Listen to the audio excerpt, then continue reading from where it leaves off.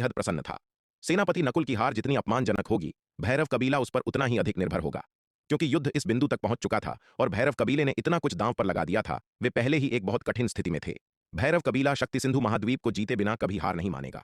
रुकने का मतलब न केवल उनके सभी पिछले प्रयासों का बर्बाद होना होगा, बल्कि इतने भारी नुकसान और बिना किसी लाभ के लौटना कुछ ऐसा था जिसे भैरव कबीला कभी स्वीकार नहीं करेगा।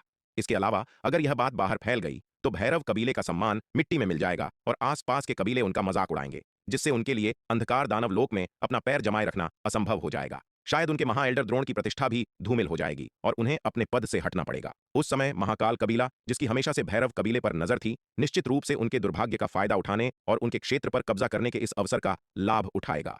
भैरव कबीले का मनोबल टूटने के बाद उनके सैनिकों में महाकाल कबीले के आक्रमण का विरोध करने की इच्छा शक्ति नहीं बचेगी और वे बड़ी संख्या में आत्मसमर्पण भी कर सकते हैं। अंधकार दानव लोक में प्रतिस्पर्धा बेहद भयंकर और क्रूर है। कबीलों का एक दूसरे पर कब्जा करना यहां आम बात है।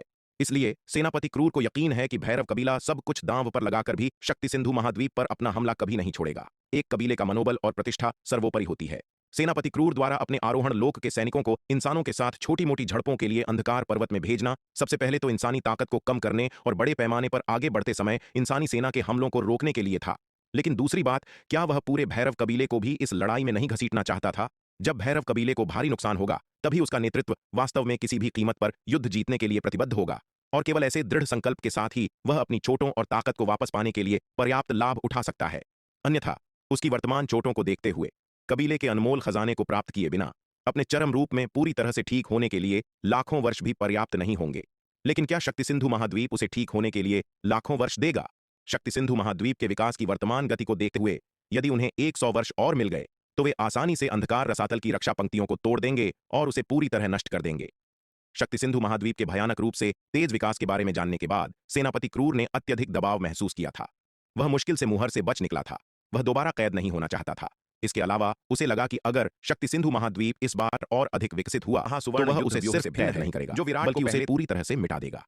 अंधकार पर्वत।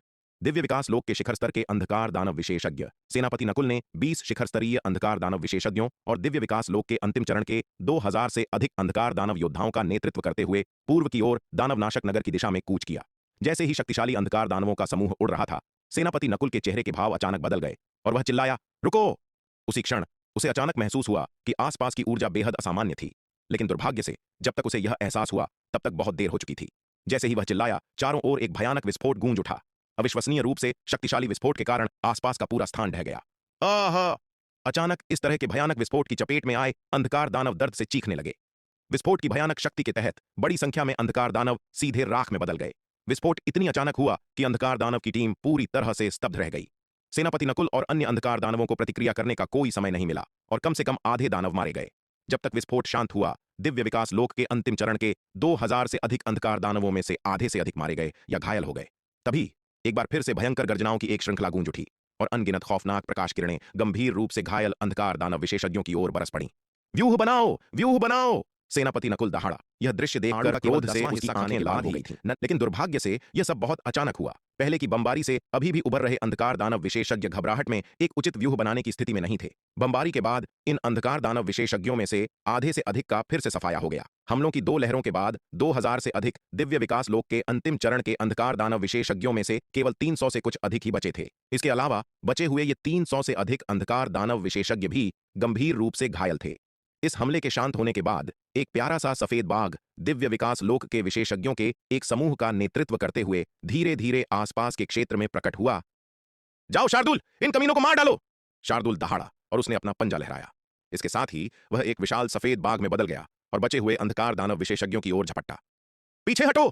यह देखकर सेनापति नकुल चिल्लाया। लगातार गंभीर रूप से घायल होने के कारण वह बहुत पहले ही लड़ने की सारी इच्छा शक्ति खो चुका था।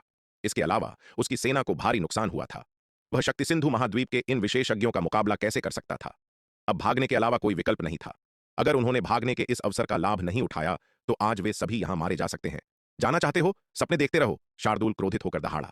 शार्दुल के नेतृत्व में विशाल कछुआ, नीलिमा, माया, उपाध्यक्ष दिवाकर, एल्डर दुष्यंत और शक्ति सिंधु महाद्वीप के अन्य सभी विशेषज्ञों ने बचे हुए अंधकार दानव विशेषज्ञों का पीछा किया। विराट शांति से यह सब देख रहा था। उसने अंधकार दानवों की गतिविधियों की पहले ही पूरी जांच कर ली थी और यहां एक जाल बिछाया था, इस बात का इंतजार करते हुए कि ये अंधकार दानव विशेषज्ञ सीधे इसमें आकर फंस जाए। हालांकि इस घटना ने विराट को कुछ संदेह में डाल दिया।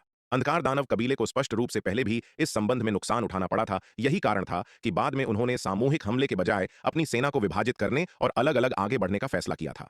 वे इस बार फिर से वही गलती क्यों कर रहे थे? शार्दुल, किसी एक को जिंदा पकड़ने की कोशिश करो, विराट ने शार्दुल से कहा। उसे यह पता लगाना था कि अंधकार दानव क्या खिचड़ी पका रहे हैं, और अंधकार दानवों के भीतर की स्थिति का पता लगाने का सबसे अच्छा तरीका किसी एक को जिंदा पकड़ना और उससे जानकारी उगलवाना था। हाँ मालिक, विराट की बात सुनकर शार्दुल ने तुरंत उत्तर दिया। सेनापति नकुल, काल भैरव और अंधकार दानव कबीले के अन्य शक्तिशाली सदस्य हताशा में भाग रहे थे, जबकि शार्दुल, नीलिमा और माया उनका पीछा कर रहे थे। विशेष रूप से काल भैरव, जो शक्ति सिंधु महाद्वीप के इंसानों से 2 बार हार चुका था, लगभग पूरी तरह से खौफजदा था। जब काल भैरव पूरी गति से भाग रहा था, तभी आसमान से एक विशाल पंजा नीचे आया, जिसने उसे जमीन पर पटक दिया और फिर उसे अपनी मुट्ठी में जकड़ लिया। काल भैरव के शरीर में एक सिहरन दौड़ गई। उसने मन ही मन सोचा, मेरा अंत आ गया है। हालांकि विशाल पंजे का उसे पकड़ने के बाद मारने का कोई इरादा नहीं था। काल भैरव तुरंत समझ गया कि उसका प्रतिद्वंद्वी उसे जिंदा पकड़ना चाहता है। काल भैरव ने दांत पीसते हुए आत्मविनाश की तैयारी करते हुए अपने जादू को उल्टी दिशा में प्रवाहित किया। अब जब वह उसकी पकड़ में था, बचना लगभग असंभव था। जिंदा पकड़े जाने का मतलब मौत से भी बदतर अंजाम हो सकता था। अभी साफ सुथरे तरीके से आत्मविनाश करना बेहतर था। कमीने, शार्दुल के हाथों में पड़कर भी तू आत्मविनाश करना चाहता है? तूने शार्दुल को कितना कम आंका है? इसी समय एक गहरी और भारी आवाज काल भैरव के कानों में गूंजी। तुरंत बाद एक असीम शक्ति उसके शरीर में दौड़ गई।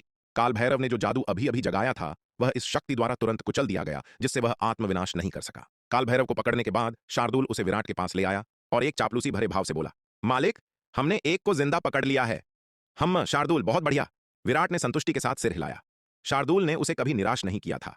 विराट ऐसे आज्ञाकारी और सक्षम अधीनस्थ से कैसे प्यार नहीं कर सकता था? उस पगली चिड़िया के विपरीत, जो कोई काम कहे जाने पर हमेशा बड़बड़ाती और लगातार चहचहाती रहती थी। उसे उम्मीद नहीं थी कि पगली चिड़िया शार्दुल जितनी आज्ञाकारी होगी।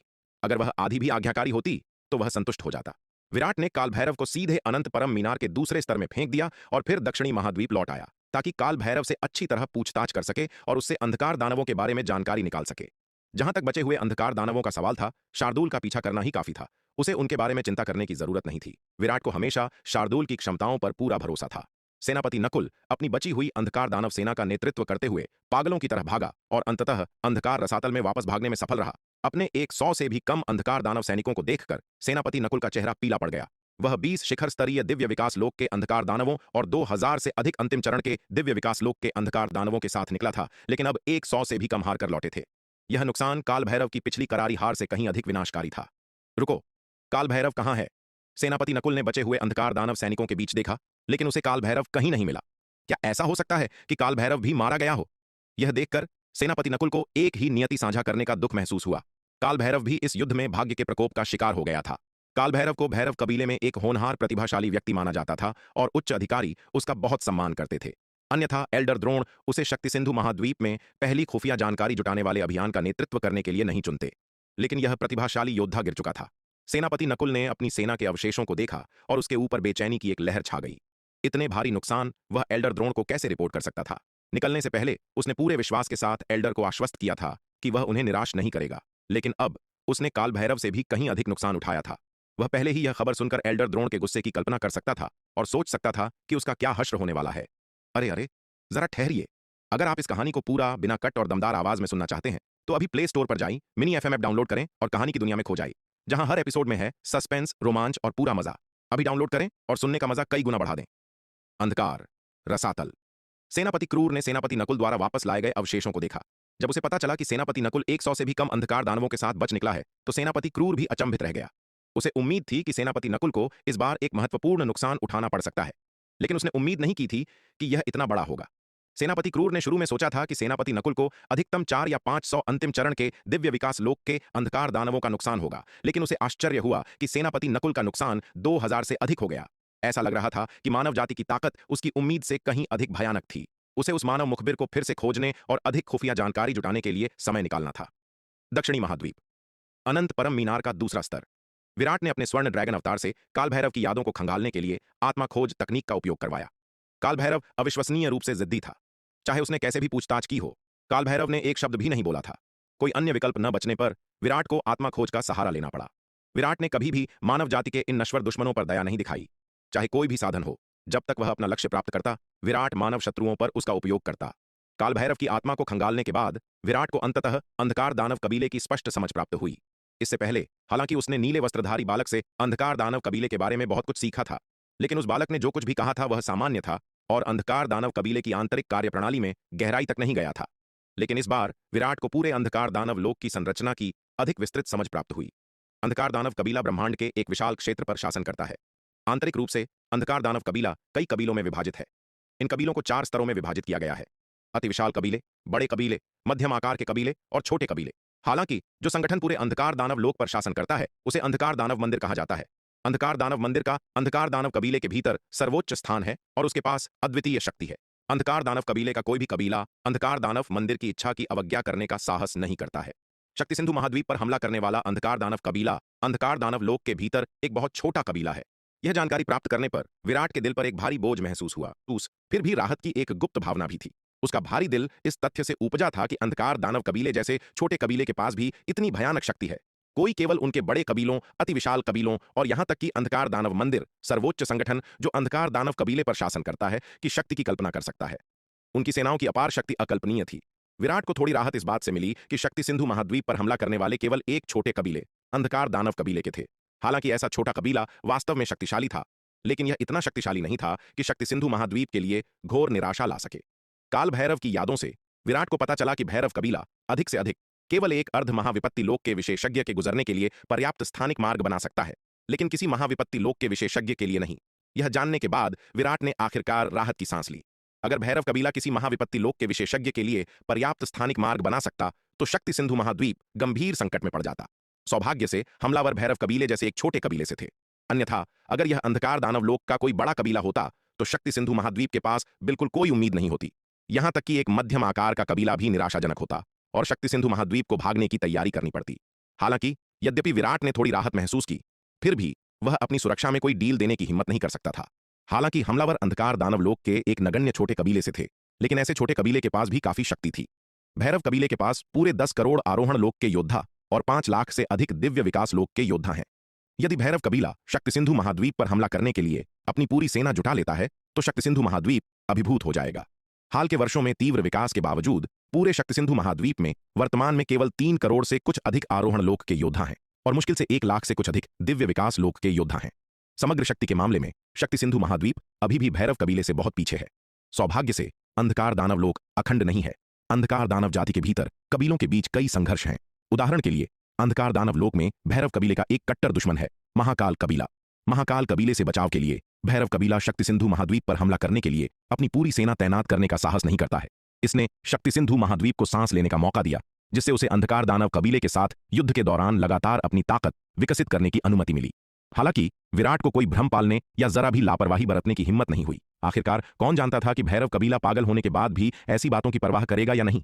अगर भैरव कबीले ने अपनी पूरी ताकत लगा दी तो पूरे शक्ति सिंधु महाद्वीप पर दबाव अकल्पनीय होगा। इसलिए सबसे अच्छा तरीका अपनी खुद की ताकत बढ़ाना था। जब शक्ति सिंधु महाद्वीप की ताकत एक निश्चित स्तर तक पहुंच जाएगी तभी वह किसी भी शक्तिशाली बाहरी दुश्मन से बेखौफ हो सकेगा। अंततः ताकत भीतर से आती है। केवल ख्याली पुलाव पकाना और यह उम्मीद करना कि दुश्मन हमला करने के लिए अपने सभी सैनिक नहीं भेजेगा, यह कोई दीर्घकालिक समाधान नहीं था। काल भैरव की यादों से विराट यह भी समझ गया कि इस बार अंधकार दानव कबीले के सेनापति नकुल ने, जो दिव्य विकास लोक के शिखर पर था, पिछली गलती क्यों दोहराई थी और अंधकार पर्वत के माध्यम से एक बड़े पैमाने पर मार्च पर बड़ी संख्या में अंधकार दानव सैनिकों का नेतृत्व किया था। पता चला कि सेनापति नकुल, जो दिव्य विकास लोक के शिखर स्तर का अंधकार दानव था, भैरव कबीले के भीतर एक अलग गुट से संबंधित था और एल्डर मकराक्ष नामक एक महाविपत्ति लोक के अंधकार दानव के अधीनस्थ के रूप में कार्य करता था। एल्डर मकराक्ष बदले में और अंधकार रसातल का सेनापति क्रूर कट्टर दुश्मन थे।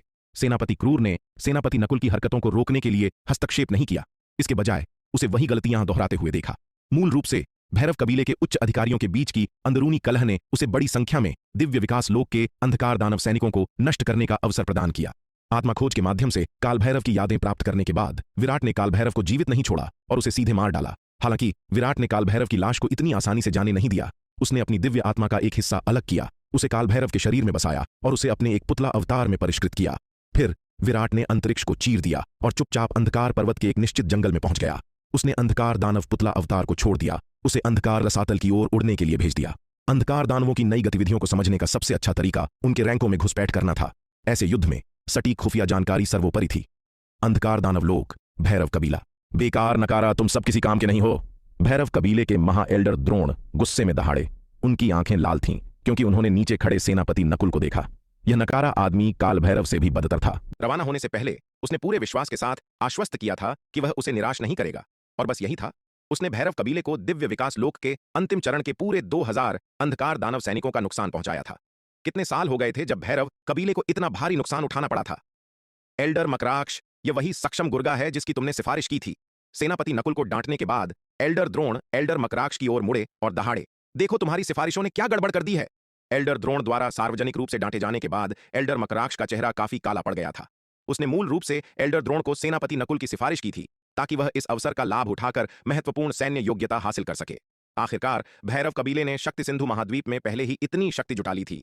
एल्डर मकराक्ष ने अनुमान लगाया कि शक्ति सिंधु महाद्वीप इतनी शक्तिशाली ताकत का सामना नहीं कर सकता और उसकी विजय अटल थी। अगर सेनापति क्रूर ने सारा श्रेय चुरा लिया तो सेनापति क्रूर भैरव कबीले के लिए खलनायक नहीं बनेगा, इसके बजाय वह एक महान नायक बन जाएगा। एक महाद्वीप को जीतना पूरे अंधकार दानव लोक में एक बहुत बड़ी उपलब्धि थी। एक बार जब सेनापति क्रूर ने यह लक्ष्य हासिल कर लिया तो वह न केवल भैरव कबीले का नायक होगा बल्कि पूरे अंधकार दानव लोक का भी नायक होगा। तब तक एल्डर मकराक्ष सेनापति क्रूर से कैसे प्रतिस्पर्धा कर सकता था? इसलिए सेनापति क्रूर द्वारा शक्ति सिंधु महाद्वीप के इंसानों के खिलाफ आधिकारिक रूप से अपना आक्रमण शुरू करने से पहले उसने अपने सक्षम लेफ्टिनेंट सेनापति नकुल की एल्डर द्रोण से सिफारिश की और सेनापति क्रूर से कुछ श्रेय चुराने का प्रयास किया। हालांकि एल्डर मकराक्ष के आश्चर्य के लिए सेनापति नकुल का पहला प्रयास विनाशकारी रहा। उसने न केवल कोई योग्यता हासिल करने में विफलता पाई बल्कि उसने भैरव कबीले को भारी नुकसान भी पहुंचाया। 2000 से अधिक अंतिम चरण के दिव्य विकास लोक के अंधकार दानव सैनिकों की मौत एक विनाशकारी नुकसान था। यहां तक कि एल्डर मकराक्ष, जो महाविपत्ति लोक का एल्डर था, उसे भी सहन करना मुश्किल लगा। सेनापति नकुल की तो बात ही छोड़ दें, मध्य श्रेणी महाविपत्ति दानव शल्क फल एल्डर, यह मेरी गलती है, मैंने उसे गलत समझा, मुझे नहीं पता था कि यह कचरा इतना बेकार है। एल्डर मकराक्ष ने एल्डर द्रोण के सामने झुकते हुए कहा। उसका लहजा बहुत विनम्र था। हम्फ, अब ऐसी बातें कहने का क्या फायदा? एल्डर द्रोण यह सुनकर गुस्से से फुफकार उठे। उनका चेहरा ठंडा था। अरे अरे, जरा ठहरिए। अगर आप इस कहानी को पूरा बिना कट और दमदार आवाज में सुनना चाहते हैं तो अभी प्ले स्टोर पर जाइए, मिनी एफएम ऐप डाउनलोड करें और कहानी की दुनिया में खो जाइए, जहां हर एपिसोड में है सस्पेंस, रोमांच और पूरा मजा। अभी डाउनलोड करें और सुनने का मजा कई गुना बढ़ा दें। हाँ, एल्डर सही कह रहे हैं। चूंकि उसने कुछ गलत किया है तो उसे स्वाभाविक रूप से इसकी जिम्मेदारी उठानी चाहिए। ऐसे कचरे को अपने पास रखने का कोई फायदा नहीं है, एल्डर मकराक्ष ने कहा। बोलते बोलते एल्डर मकराक्ष मुड़ा और उसने सेनापति नकुल के सिर पर एक जोरदार थप्पड़ मारा, जिससे तुरंत ही सेनापति नकुल का दिमाग बाहर आ गया और वह मौके पर ही मारा गया। सेनापति नकुल ने कभी उम्मीद नहीं की थी कि एल्डर मकराक्ष वास्तव में उसके साथ इतना क्रूर व्यवहार करेगा। वह हमेशा एल्डर मकराक्ष के प्रति वफादार रहा था। भले ही उसने कोई सराहनीय काम नहीं किया हो, लेकिन उसने कड़ी मेहनत की थी। उसने सोचा था कि जब वह भैरव कबीले में वापस आएगा और एल्डर्स के फैसले का सामना करेगा तो एल्डर मकराक्ष उसके लिए बोलेगा। लेकिन उसने सपने में भी नहीं सोचा था कि एल्डर मकराक्ष न केवल उसके लिए एक शब्द नहीं कहेगा बल्कि उसे सीधे मार भी डालेगा। एल्डर मकराक्ष की हरकतों को देखकर elder Drona, elder Timira, elder Bhadrika और अन्य लोग अचंभित रह गए। उन्होंने उम्मीद नहीं की थी कि एल्डर मकराक्ष इतना क्रूर होगा और सेनापति नकुल को इतनी बेरहमी से मार डालेगा। मूल रूप से एल्डर द्रोण का इरादा केवल सेनापति नकुल को सजा देने का था, उसे मारने का नहीं। आखिरकार सेनापति नकुल शिखर स्तर का दिव्य विकास लोक का विशेषज्ञ था। भैरव कबीले की ताकत के साथ भी शिखर स्तर के दिव्य विकास लोक के विशेषज्ञ सीमित संख्या में थे और उन्हें यूं ही नहीं मारा जाता था। इसके अलावा सेनापति नकुल एल्डर मकराक्ष का अधीनस्थ था। एल्डर मकराक्ष के सम्मान में सज्जा बहुत कठोर नहीं होती, लेकिन एल्डर द्रोण और अन्य लोगों के आश्चर्य के लिए इससे पहले कि वे यह भी तय कर पाते कि सेनापति नकुल को कैसे सजा दी जाए, एल्डर मकराक्ष ने ही उसे मार डाला। यह देखकर elder Drona, elder Timira, elder Bhadrika और अन्य लोग कुछ और नहीं कह सके। हालांकि एल्डर मकराक्ष ने भी यह अनुमान नहीं लगाया था कि उसके द्वारा सेनापति नकुल की हत्या विराट को एक अवसर प्रदान करेगी, क्योंकि सेनापति नकुल जानता था कि काल भैरव अंधकार रसातल में जीवित नहीं लौटा था। यदि सेनापति नकुल अभी भी जीवित होता तो विराट के पुतला अवतार के लिए अंधकार दानव कबीले में घुसपैठ करना आसान नहीं होता।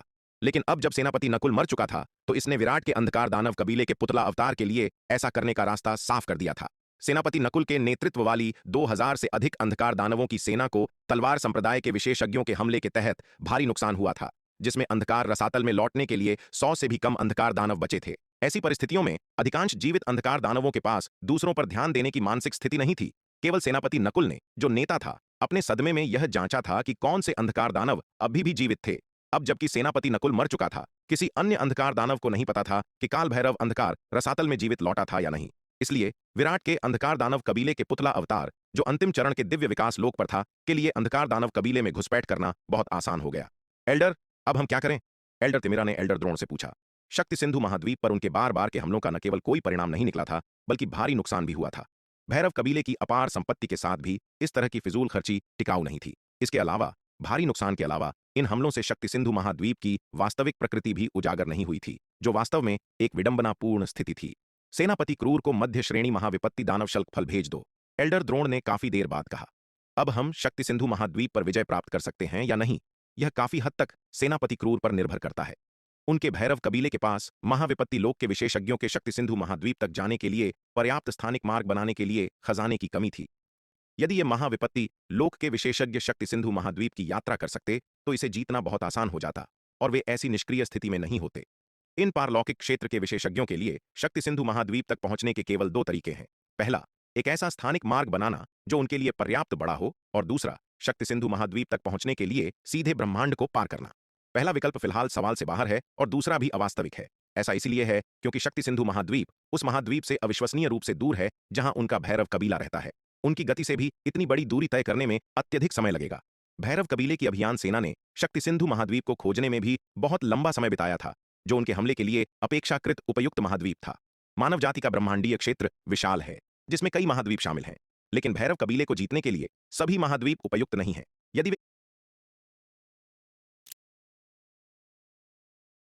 किसी शक्तिशाली महाद्वीप को उकसाते हैं तो उनकी ताकत केवल उन्हें उनकी मौत की ओर ले जाएगी। उन शक्तिशाली महाद्वीपों पर आमतौर पर केवल मजबूत, मध्यम या बड़े कबीलों द्वारा ही हमला किया जाता है। भैरव कबीले जैसे छोटे कबीले आमतौर पर कमजोर महाद्वीपों पर ही हमला करते हैं। अंधकार दानव लोक में हर कबीला समय समय पर अन्य जमीनों को जीतने के लिए बड़ी सेनाएं भेजता है, ब्रह्मांड में अपने क्षेत्र का विस्तार करता है, अन्य जातियों की जमीनों पर कब्जा करता है, उनके संसाधनों को लूटता है और खुद को मजबूत करने के लिए उन्हें भोजन के रूप में ले जाता है। दानव जाति के बीच यह निरंतर लूटपाट और आक्रमण ही उनके मजबूत होने का तरीका है, और यह अंधकार दानवों के लिए अद्वितीय नहीं है। अन्य दानव जातियां भी ऐसा ही करती हैं। क्या सेनापति क्रूर को एक मध्य श्रेणी महाविपत्ति दानव शल्क फल दे दें? आप ऐसा कैसे कर सकते हैं? एल्डर द्रोण के शब्द सुनकर एल्डर मकराक्ष तुरंत घबरा गया। महाविपत्ति दानव शल्क फलों की खेती करना अविश्वसनीय रूप से कठिन है। यहां तक कि उनके भैरव कबीले के पास भी बहुत सारे मध्य श्रेणी महाविपत्ति दानव शल्क फल नहीं है। दानव शल्क फल का यह स्तर अंधकार दानव जाति के लिए एक अविश्वसनीय रूप से कीमती पवित्र वस्तु है। अगर सेनापति क्रूर को मध्य श्रेणी महाविपत्ति दानव शल्क फल मिल जाए तो उसकी ताकत निश्चित रूप से नाटकीय रूप से बढ़ जाएगी। क्यों नहीं? यह सुनकर एल्डर तिमिरा ने एल्डर मकराक्ष की ओर देखा और शांति से कहा, एक मध्य श्रेणी महाविपत्ति दानव शल्क फल हमारे भैरव कबीले की एक अतुलनीय रूप से कीमती पवित्र वस्तु है। सेनापति क्रूर के पास ऐसी क्या योग्यता है कि वह इनाम के रूप में ऐसी पवित्र वस्तु का हकदार हो? एल्डर मकराक्ष ने क्रोध और नाराजगी से कहा। यहां तक कि उसे भी कभी मध्य श्रेणी महाविपत्ति दानव शल्क फल प्राप्त नहीं हुआ था, और अब महा एल्डर वास्तव में सेनापति क्रूर को एक फल देने जा रहे थे, वह इसे कैसे स्वीकार कर सकता था? चूंकि तुम सेनापति क्रूर को मध्य श्रेणी महाविपत्ति दानव शल्क फल देने से असहमत हो, तो मुझे बताओ, हमें शक्ति सिंधु महाद्वीप की स्थिति को कैसे सुलझाना चाहिए? एल्डर तिमिरा ने एक अलग भाव के साथ एल्डर मकराक्ष से पूछा। एल्डर तिमिरा की बात सुनकर एल्डर मकराक्ष निशब्द हो गया। उसे तो शक्ति सिंधु महाद्वीप की वास्तविक स्थिति भी नहीं पता थी। उसे सुलझाना तो दूर की बात थी, इसके अलावा सेनापति नकुल, जिस अधीनस्थ की उसने एल्डर द्रोण से सिफारिश की थी, वह अभी अभी शक्ति सिंधु महाद्वीप से हार कर लौटा था, जिससे भैरव कबीले को भारी नुकसान हुआ था। वह अब कोई सुझाव देने की हिम्मत कैसे कर सकता था? अगर उसके सुझावों से भैरव कबीले को गंभीर नुकसान हुआ तो भैरव कबीले के एक एल्डर के रूप में भी उसे ऐसी जिम्मेदारी वहन करना मुश्किल होगा। यह देखकर कि एल्डर मकराक्ष चुप रहा, एल्डर द्रोण ने अंततः कहा, यह मामला तय हो गया है। कुछ समय बाद एक बार जब स्थानिक मार्ग एक अर्ध महाविपत्ति लोक के विशेषज्ञ के गुजरने के लिए पर्याप्त रूप से स्थिर हो जाता है, तो हम मध्य श्रेणी महाविपत्ति दानव शल्क फल सेनापति क्रूर को भेज देंगे। वस्तुएं, जादुई खजाने और दानव कलाकृतियां स्थानिक मार्ग से गुजरते समय उस पर अपेक्षाकृत कम दबाव डालती हैं, इसलिए मार्ग की स्थिरता उतनी महत्वपूर्ण नहीं होती है। एक बार जब स्थानिक मार्ग एक अर्ध महाविपत्ति लोक के विशेषज्ञ के गुजरने के लिए पर्याप्त रूप से स्थिर हो जाता है, तो हम बमुश्किल मध्य श्रेणी महाविपत्ति दानव शल्क फल को भेज सकते हैं। यह देखकर कि एल्डर द्रोण ने अपना मन बना लिया था, एल्डर मकराक्ष ने अपनी नाराजगी के बावजूद एक और शब्द बोलने की हिम्मत नहीं की। अंधकार दानव लोक, अंधकार रसातल। विराट का अंधकार दानव कबीले का पुतला अवतार चुपचाप अंधकार रसातल की ओर उड़ गया। हे काल भैरव, तुम वापस आ गए? अंतिम चरण के दिव्य विकास लोक के स्तर के एक अंधकार दानव कबीले के सदस्य ने विराट के अंधकार दानव कबीले के अवतार का अभिवादन किया जब वह अंधकार रसातल की ओर उड़ रहा था। हाँ सिमरिका, मैं वापस आ गया हूं। विराट के अंधकार दानव पुतला अवतार ने सिर हिलाया और कहा। काल भैरव की आत्मा को खोजने के बाद विराट को काल भैरव की यादों पर पूरा नियंत्रण हो गया था। उसे उन लोगों, चीजों और घटनाओं के बारे में सब कुछ पता था जिनका काल भैरव ने अनुभव किया था, इसलिए वह स्वाभाविक रूप से ऐसे रोजमर्रा के मामलों में खुद को बेनकाब नहीं करेगा। सिमरिका नाम की अंधकार दानव, जो अंतिम चरण के दिव्य विकास लोक की थी, ने विराट के अंधकार दानव पुतला अवतार का अभिवादन किया और बिना आगे पूछताछ किए चली गई। आखिरकार हाल ही में कई दिव्य विकास लोक के अंधकार दानव अंधकार रसातल और अंधकार पर्वत के अंदर बाहर आ जा रहे थे। कुछ अंधकार दानव विशेष रूप से मानव दिग्गजों से लड़ने के लिए अंधकार पर्वत गए थे, जबकि अन्य खुफिया जानकारी जुटाने गए थे। कोई भी इतना बेकार नहीं होगा कि वह अंधकार रसातल में प्रवेश करने या बाहर निकलने वाले हर व्यक्ति से विस्तार से पूछताछ करे। विराट के अंधकार दानव पुतला अवतार ने अंधकार रसातल में अपनी यात्रा जारी रखी। रास्ते में कई परिचित अंधकार दानव विशेषज्ञों से उसका सामना हुआ। उन्होंने अभिवादन का आदान प्रदान किया और फिर आगे बढ़ गए। कुछ लोग हालांकि काल भैरव के साथ अच्छी शर्तों पर थे और दोनों कुछ देर बातचीत करते थे। इस प्रक्रिया के दौरान किसी ने भी काल भैरव में कुछ भी गलत नहीं देखा। आखिरकार विराट का भेष बहुत परिष्कृत था और उसके पास काल भैरव की सभी यादें भी थीं। भले ही वह सीधे अपने असली रूप को काल भैरव का रूप धारण करने के लिए भेजता, काल भैरव के शरीर पर अधिकार करने की तो बात ही छोड़ दें, ये अंधकार दानव शायद इसका पता नहीं लगा पाते। विराट द्वारा तैयार किया गया छलावरण ताबीज आसानी से पकड़ा नहीं जाता था और अब वह सीधे काल भैरव के मूल शरीर का उपयोग कर रहा था, इसलिए छलावरण ताबीज की बिल्कुल आवश्यकता नहीं थी। कोई खामी खोजना और भी अधिक कठिन होगा। जहां तक उनकी आध्यात्मिक आभा में अंतर की बात है, विराट ने विशेष रूप से अपनी आध्यात्मिक आत्मा के इस हिस्से को छिपाने के लिए अनंत परम मीनार का इस्तेमाल किया था, जिसने काल भैरव के शरीर में प्रवेश किया था, जिससे यह लगभग काल भैरव के जैसा ही दिखने लगा था। अनंत परम मीनार पहले ही कह चुकी थी कि जब तक कोई महाविपत्ति लोक के विशेषज्ञों के बीच उस्ताद न हो, तब तक उसकी दिव्य आत्मा की आभा में किसी भी तरह की खामी का पता लगाना लगभग असंभव होगा। इस प्रकार विराट के अंधकार दानव कबीले के पुतला अवतार ने आसानी से अंधकार दानव कबीले की रैंकों में घुसपैठ कर ली। दानव नाशक नगर। एक ठंडे और कठोर चेहरे वाला एक अधेड़ उम्र का आदमी दानव नाशक नगर से बाहर निकला और अंधकार पर्वत की ओर उड़ गया। ठाकुर गजराज, फिर से अंधकार दानवों का शिकार करने अंधकार पर्वत जा रहे हो? नगर के एक रक्षक ने मुस्कुराते हुए पूछा। यह कठोर चेहरे वाला अधेड़ उम्र का आदमी कोई और नहीं बल्कि ठाकुर परिवार का एक एल्डर और ठाकुर विजय का पिता ठाकुर गजराज था। वह वही नेता था जिसने मध्य महाद्वीप युद्ध कला प्रतियोगिता में सूर्यवीर को घेरने में ठाकुर परिवार के योद्धाओं के एक समूह का नेतृत्व किया था। हाँ, ठाकुर गजराज ने ठंडेपन से जवाब दिया और अंधकार पर्वत की ओर अपनी उड़ान जारी रखी। नगर के रक्षक ने ठाकुर गजराज की दूर जाती हुई आकृति को देखा, फिर अपना संचार टोकन निकाला और एक संदेश भेजा। वह दानव नाशक नगर का रक्षक होने के साथ साथ तलवार संप्रदाय के काल रात्रि शिविर का सदस्य भी था। काल रात्रि शिविर लंबे समय से ठाकुर गजराज पर नजर रखे हुए था, क्योंकि हाल के वर्षों में ठाकुर गजराज का व्यवहार काफी असामान्य रहा था। अंधकार पर्वत में उड़ने के बाद ठाकुर गजराज ने यह सुनिश्चित करने के लिए चारों ओर देखा कि कोई उसका पीछा तो नहीं कर रहा है। फिर वह एक एकांत स्थान की ओर उड़ गया। 2 या 3 दिन उड़ने के बाद ठाकुर गजराज एक अत्यंत दूरदराज और छिपी हुई घाटी में पहुंचा। तुम आ गए। ठाकुर गजराज के पहुंचने के बाद घाटी से एक काली आकृति उभरी। यह काली आकृति वास्तव में सेनापति क्रूर थी, जो अंधकार दानव कबीले का एक पारलौकिक क्षेत्र का विशेषज्ञ था। हालांकि यह काली आकृति सेनापति क्रूर का असली शरीर नहीं थी, बल्कि उसके द्वारा बनाया गया एक दिव्य चेतना अवतार था। हाँ, ठाकुर गजराज ने सिर हिलाया और कहा, तुम वो लाए हो जो मुझे चाहिए था। हमारे समझौते के अनुसार यदि तुम्हें एक निश्चित मूल्य की जानकारी चाहिए तो तुम्हें उसके अनुरूप इनाम देना होगा। बेशक, मैं निश्चित रूप से तुम्हारे साथ अनुचित व्यवहार नहीं करूंगा, सेनापति क्रूर के दिव्य चेतना अवतार ने मुस्कुराते हुए कहा। बोलते बोलते उसने अपना हाथ हिलाया, एक स्थानिक अंगूठी निकाली और उसे ठाकुर गजराज की ओर फेंक दिया। ठाकुर गजराज को जो चाहिए था वह तलवार संप्रदाय के कीमती खजाने और संसाधन थे। अंधकार दानव कबीले और मानव जाति के बीच इतने सालों से युद्ध चल रहा था, जिसमें कई शक्तिशाली मानव योद्धा मारे गए और बड़ी मात्रा में लूट का माल जब्त किया गया। यदि वह इसका एक छोटा सा हिस्सा भी ले लेता तो यह एक बहुत बड़ी संपत्ति होती। उसका इरादा इन वस्तुओं का उपयोग मानव एजेंटों को अपने लिए काम करने के लिए आकर्षित करने के लिए था। ठाकुर गजराज ने स्थानिक अंगूठी ली, अपनी दिव्य चेतना से उसे जांचा और जब उसने अंदर बड़ी मात्रा में खजाने और संसाधन देखे तो उसने संतुष्टि में सिर हिलाया और कहा, बोलो, तुम इस बार क्या जानना चाहते हो? मुझे बताओ, हाल ही में मानव जाति में क्या बदलाव आए हैं? उनकी ताकत अचानक इतनी तेजी से क्यों बढ़ गई है? सेनापति क्रूर के दिव्य चेतना अवतार ने ठाकुर गजराज को घूरते हुए गहरी आवाज में पूछा। कुछ दिन पहले अंधकार दानव कबीले की दिव्य विकास लोक की टीम के घात में मानव जाति ने उस दिव्य विकास लोक की अंधकार दानव कबीले की टीम को इतना भारी नुकसान पहुंचाने के लिए किन तरीकों का इस्तेमाल किया था? सेनापति क्रूर हताशा में इस समस्या को समझना चाहता था। यदि उसे स्पष्ट उत्तर नहीं मिला तो वह सौ या खा नहीं सकता था। दिव्य विकास लोक के अंतिम चरण के 2000 से अधिक अंधकार दानव कबीले के विशेषज्ञ, इतनी शक्तिशाली सेना ऐसी थी जिसका सामना करने की हिम्मत एक सच्चा महाविपत्ति लोक का विशेषज्ञ भी आसानी से नहीं करेगा। यदि मानव जाति इतने शक्तिशाली अंधकार दानव कबीले की सेना का सफाया कर सकती है तो वे उसे भी आसानी से मार सकते हैं। जैसे ही सेनापति क्रूर के दिव्य चेतना अवतार ने सवाल पूछा, ठाकुर गजराज के उत्तर की प्रतीक्षा करते हुए अचानक एक तेज तलवार की रोशनी उसकी ओर झपटी। इस भयंकर तलवार की रोशनी को देखकर सेनापति क्रूर के चेहरे के भाव बहुत बदल गए और वह दहाड़ा, ठाकुर गजराज, तुम्हारी हिम्मत कैसे हुई मुझे धोखा देने की? खतरा महसूस करते हुए सेनापति क्रूर के दिव्य चेतना अवतार ने तुरंत भागने की कोशिश की। दुर्भाग्य से उसकी चोटें पूरी तरह से ठीक नहीं हुई थीं और उसकी ताकत अपने चरम से कोसों दूर थी। उसके द्वारा बनाया गया यह दिव्य चेतना अवतार और भी कमजोर था, जो एक विशिष्ट अंतिम चरण के दिव्य विकास लोक के विशेषज्ञ के बमुश्किल तुलनीय था। इस अतुलनीय रूप से तेज तलवार की रोशनी का सामना करते हुए सेनापति क्रूर के दिव्य चेतना अवतार को बचने का कोई मौका नहीं मिला और वह तुरंत नष्ट हो गया। यह देखकर ठाकुर गजराज का चेहरा पीला पड़ गया। वह जानता था कि अंधकार दानव कबीले के साथ उसकी मिली भगत और मानव रहस्यों को लीक करने का पर्दाफाश हो गया है। उसने उस जगह की ओर मुड़कर देखा जहां से तलवार की रोशनी निकली थी और देखा कि बैंगनी वस्त्रों में एक युवा और सुंदर महिला धीरे धीरे जंगल से बाहर आ रही थी। एल्डर योगिता, बैंगनी रंग की महिला को देखकर ठाकुर गजराज का चेहरा और भी पीला पड़ गया। एल्डर योगिता अब पूरे शक्ति सिंधु महाद्वीप में प्रसिद्ध थी। उसकी ताकत इतनी दुर्जेय थी कि वह यकीनन दिव्य पवन महल में सबसे मजबूत थी। यहां तक कि उपाध्यक्ष दिवाकर जैसे शीर्ष विशेषज्ञों के तुलनीय भी थी। एल्डर योगिता को देखकर ठाकुर गजराज समझ गया कि उसका अंत निश्चित है। ठाकुर गजराज, तुम्हारी हिम्मत तो देखो। एल्डर योगिता ने ठाकुर गजराज को घूरते हुए कहा। उसका चेहरा बर्फ की तरह ठंडा था।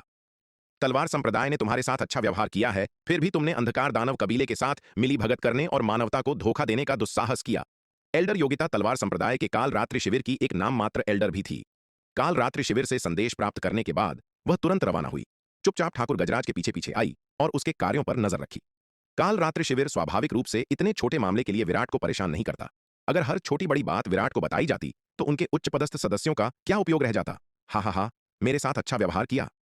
एल्डर योगिता के शब्द सुनकर ठाकुर गजराज की आंखें तुरंत लाल हो गईं और उसने कुछ हद तक पागलों की तरह कहा, मेरे दोनों बेटे तुम्हारे तलवार संप्रदाय के हाथों मारे गए और तुम में अभी भी यह कहने की हिम्मत है कि तलवार संप्रदाय ने मेरे साथ अच्छा व्यवहार किया है।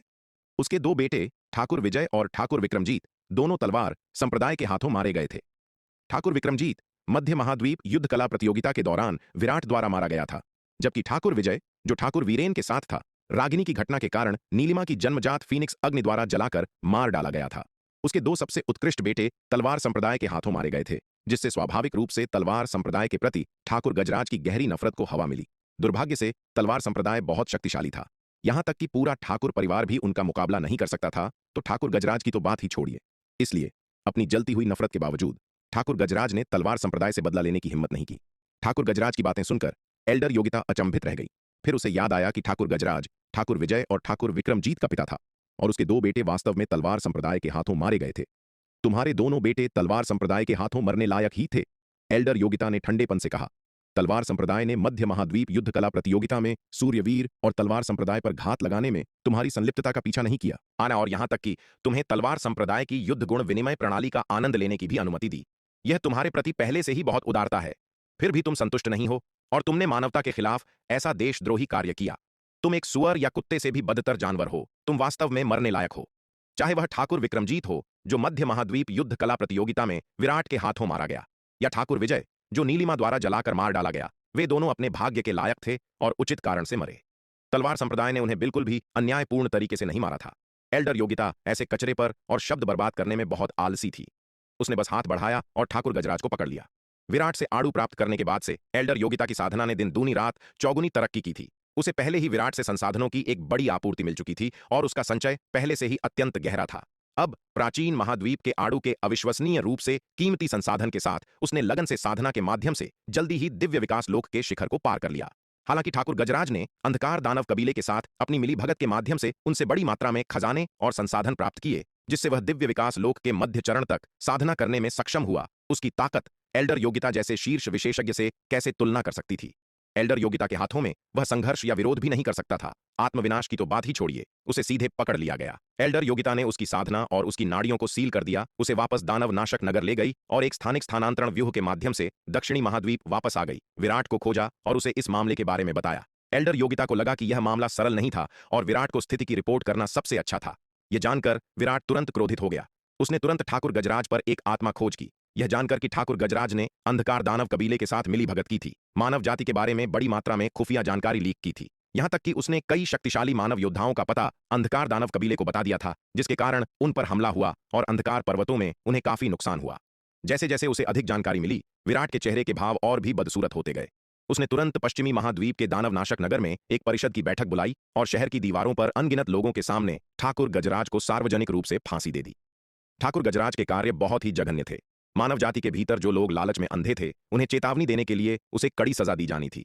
अनगिनत लोगों के सामने ठाकुर गजराज को सार्वजनिक रूप से मौत के घाट उतारे जाते हुए देखना और उसकी दुखद मृत्यु से पहले अनगिनत यातनाएं सहना उन लोगों के रोंगटे खड़े कर गया जो अंधकार दानव कबीले के असीम लालच के प्रलोभन में आ गए थे। विशेष रूप से वे जो मूल रूप से आत्मसमर्पण के पक्ष में थे, जैसे कि उपाध्यक्ष द्विजेंद्र, तक्षक, एल्डर चैतन्य और नक्श, घबराहट से भर गए। इस दौरान उन्हें भी सेनापति क्रूर ने गुप्त रूप से प्रलोभन दिया था, जिसने मानव जाति के बारे में खुफिया जानकारी प्राप्त करने के लिए अविश्वसनीय रूप से उदार शर्तों की पेशकश की थी। हालांकि उपाध्यक्ष द्विजेंद्र काफी चतुर था। उसने तक्षक, एल्डर चैतन्य, नक्श, एल्डर जफर, एल्डर जयंत और अन्य शांति समर्थक योद्धाओं को बुलाया। उन्हें इस समय जल्दबाजी में कार्रवाई करने के खिलाफ चेतावनी दी और उनसे आग्रह किया कि वे अल्पकालिक लाभ के लिए बड़े भले का बलिदान न करें। युद्ध समर्थक गुट की ताकत इस समय अपने चरम पर थी, जो उनसे मुकाबला करने की उनकी क्षमता से कहीं अधिक थी। यदि चीजें उजागर हो गईं, तो कोई भी उनकी रक्षा नहीं कर सकता। स्थितियों का आकलन करने में उपाध्यक्ष द्विजेंद्र के पास हमेशा एक असाधारण रूप से गहरी नजर रही है। जब उसकी खुद की ताकत दुश्मन का मुकाबला करने के लिए अपर्याप्त होती है, तो वह कभी भी ऐसे कार्य नहीं करता जिससे उसे नुकसान हो। यह ठीक उसके अवसरवादी और कुशल छलावरण के कारण ही था कि वह अध्यक्ष जनार्दन और अधिकांश अन्य लोगों को धोखा देने में कामयाब रहा और अंततः उपाध्यक्ष का पद हासिल कर लिया। और इस बार यह स्पष्ट है कि उसने फिर से सही दांव खेला है। ठाकुर गजराज के दुखद अंत को देखकर यहां तक कि उपाध्यक्ष द्विजेंद्र ने भी एक लगातार डर महसूस किया। वह खुद सेनापति क्रूर के प्रलोभन के आगे झुकने वाला था और सौदा करने के लिए लगभग तैयार हो गया था। सौभाग्य से उसने खुद पर नियंत्रण रखा और कोई मूर्खता नहीं की, अन्यथा उसे भी ठाकुर गजराज के जैसी ही नियति का सामना करना पड़ सकता था। एकांत से बाहर आने के बाद से उपाध्यक्ष द्विजेंद्र ने तलवार संप्रदाय की भयानक शक्ति को अधिकाधिक महसूस किया है। तलवार संप्रदाय के विकास की गति बहुत तेज है, इतनी तेज कि यह अवास्तविक लगता है। दांव संघ के विरासत के मैदानों को छोड़े हुए उसे केवल कुछ ही साल बीते हैं, फिर भी तलवार संप्रदाय और मानव जाति की ताकत लगभग कई गुना बढ़ गई है। विकास की इतनी भयानक दर बस अविश्वसनीय है। कुछ साल पहले वह अभी भी अपने सुरक्षात्मक लबादे के साथ तलवार संप्रदाय के खिलाफ मुश्किल से लड़ाई लड़ सकता था, जो महाविपत्ति दिव्य अस्त्र के स्तर पर था। भले ही वह जीत नहीं सकता था, फिर भी वह भागने में सफल हो सकता था। लेकिन अब वह ऐसे विचारों का मनोरंजन करने की भी हिम्मत नहीं करता, क्योंकि तलवार संप्रदाय की ताकत अब बहुत अधिक है। उसने एक बार व्यक्तिगत रूप से उस मूर्ख बाघ का हमला देखा था, और उस मूर्ख बाघ की ताकत कुछ साल पहले की तुलना में 10 गुना से अधिक बढ़ गई है जब वह उससे लड़ा था। उपाध्यक्ष द्विजेंद्र को पहले से ही विश्वास नहीं है कि वह अकेले उस मूर्ख बाघ को हरा सकता है। तलवार संप्रदाय के कई शक्तिशाली विशेषज्ञों की तो बात ही छोड़ दें, अगर इतने सारे विशेषज्ञ एक साथ उस पर हमला करते हैं तो वह शायद भागने में भी सक्षम नहीं होगा। इसलिए हाल के वर्षों में उपाध्यक्ष द्विजेंद्र ने हमेशा बहुत ही ईमानदारी और सावधानी से व्यवहार किया है, कभी भी कुछ भी अत्यधिक करने की हिम्मत नहीं की है और अंधकार दानव कबीले के खिलाफ लड़ाई में भी सक्रिय रूप से भाग लिया है। हाल के वर्षों में उनके प्रदर्शन से अध्यक्ष जनार्दन बहुत संतुष्ट हैं। यह ठीक इसलिए था क्योंकि उपाध्यक्ष द्विजेंद्र ने इतनी ईमानदारी से काम किया कि विराट, भले ही वह उससे निपटना चाहता था, उसमें कोई गलती नहीं निकाल सका। यहां तक कि विराट भी इस चालाक बूढ़ी लोमड़ी की गुप्त रूप से प्रशंसा किए बिना नहीं रह सका। चीजों को इतनी निर्दोषता से करने में सक्षम होना वास्तव में उल्लेखनीय था। कोई आश्चर्य नहीं कि उपाध्यक्ष दिवाकर उससे इतना सावधान था। वह वास्तव में कोई आसान प्रतिद्वंद्वी नहीं था। जब विराट ने सार्वजनिक रूप से ठाकुर गजराज को फांसी दी, तो ठाकुर परिवार के मुखिया ठाकुर गोकुल को भी इसे देखने के लिए बुलाया गया था। शहर की दीवार पर दृश्य को देखकर ठाकुर गोकुल का चेहरा बहुत बदसूरत हो गया। उसे लगा कि विराट उसे बहुत कम सम्मान दिखा रहा है। भले ही ठाकुर गजराज ने मानव जाति को धोखा दिया था, उसे निजी तौर पर मारना एक अलग बात थी। उसे दिव्य विकास लोक के मध्य चरण के एकमात्र योद्धा की परवाह नहीं थी। मानव जाति बहुत तेजी से विकसित हो रही थी, यहां तक कि अंतिम चरण के दिव्य विकास लोक के विशेषज्ञ भी बड़ी संख्या में उभरे थे और मध्य चरण के दिव्य विकास लोक के योद्धा अनगिनत थे। ठाकुर गोकुल को ठाकुर गजराज को फांसी दिए जाने पर कोई आपत्ति नहीं थी, लेकिन इस तरह की सार्वजनिक फांसी उनके ठाकुर परिवार का बहुत बड़ा अपमान था। मामला खत्म होने के बाद ठाकुर गोकुल उदास चेहरे के साथ ठाकुर परिवार के पैतृक घर लौट आया। पूर्वज, तलवार संप्रदाय के कार्य बहुत अधिक हैं। ठाकुर विक्रमादित्य ने ठाकुर गोकुल के अत्यंत बदसूरत चेहरे को देखकर तुरंत कलह बोने के अवसर का लाभ उठाया। अब जब उनके पूर्वज ने अर्ध महाविपत्ति लोक को पार कर लिया था, तो ठाकुर विक्रमादित्य को बहुत अधिक साहस मिला और उसने तलवार संप्रदाय से बदला लेने की साजिश रचना शुरू कर दी। उसने तलवार संप्रदाय के हाथों बहुत अधिक नुकसान उठाया था। वह अपना बदला लिए बिना इस अपमान को नहीं निगल सकता था। चुप रहो, यह सुनकर ठाकुर गोकुल ने ठाकुर विक्रमादित्य को घूरा। उसकी नजर ठाकुर परिवार के एल्डर्स के समूह पर गई और उसने तीखी आवाज में चिल्लाकर कहा, सुनो, तुम सब ठीक से व्यवहार करो। अगर किसी ने दोबारा ऐसा कुछ करने की हिम्मत की तो मुझे निर्दयी होने का दोष मत देना। भले ही विराट तुम्हें न मारे, मैं खुद तुम्हें मार डालूंगा। यद्यपि वह विराट के कार्यों से बहुत असंतुष्ट था, वह और भी अधिक जानता था कि विराट ऐसा व्यक्ति नहीं है जिसके साथ खिलवाड़ किया जाए। वह अर्ध महाविपत्ति लोक में इतनी आसानी से सफलता पाने में इसलिए सक्षम हो पाया क्योंकि विराट ने उसे एक अतुलनीय रूप से अद्भुत आड़ू दिया था। अपने पूरे जीवन में उसने ऐसा चमत्कारी खजाना कभी नहीं देखा था। अगर वह विराट को नाराज करता है तो क्या उसे हमेशा के लिए ऐसे अद्भुत खजाने से वंचित नहीं कर दिया जाएगा?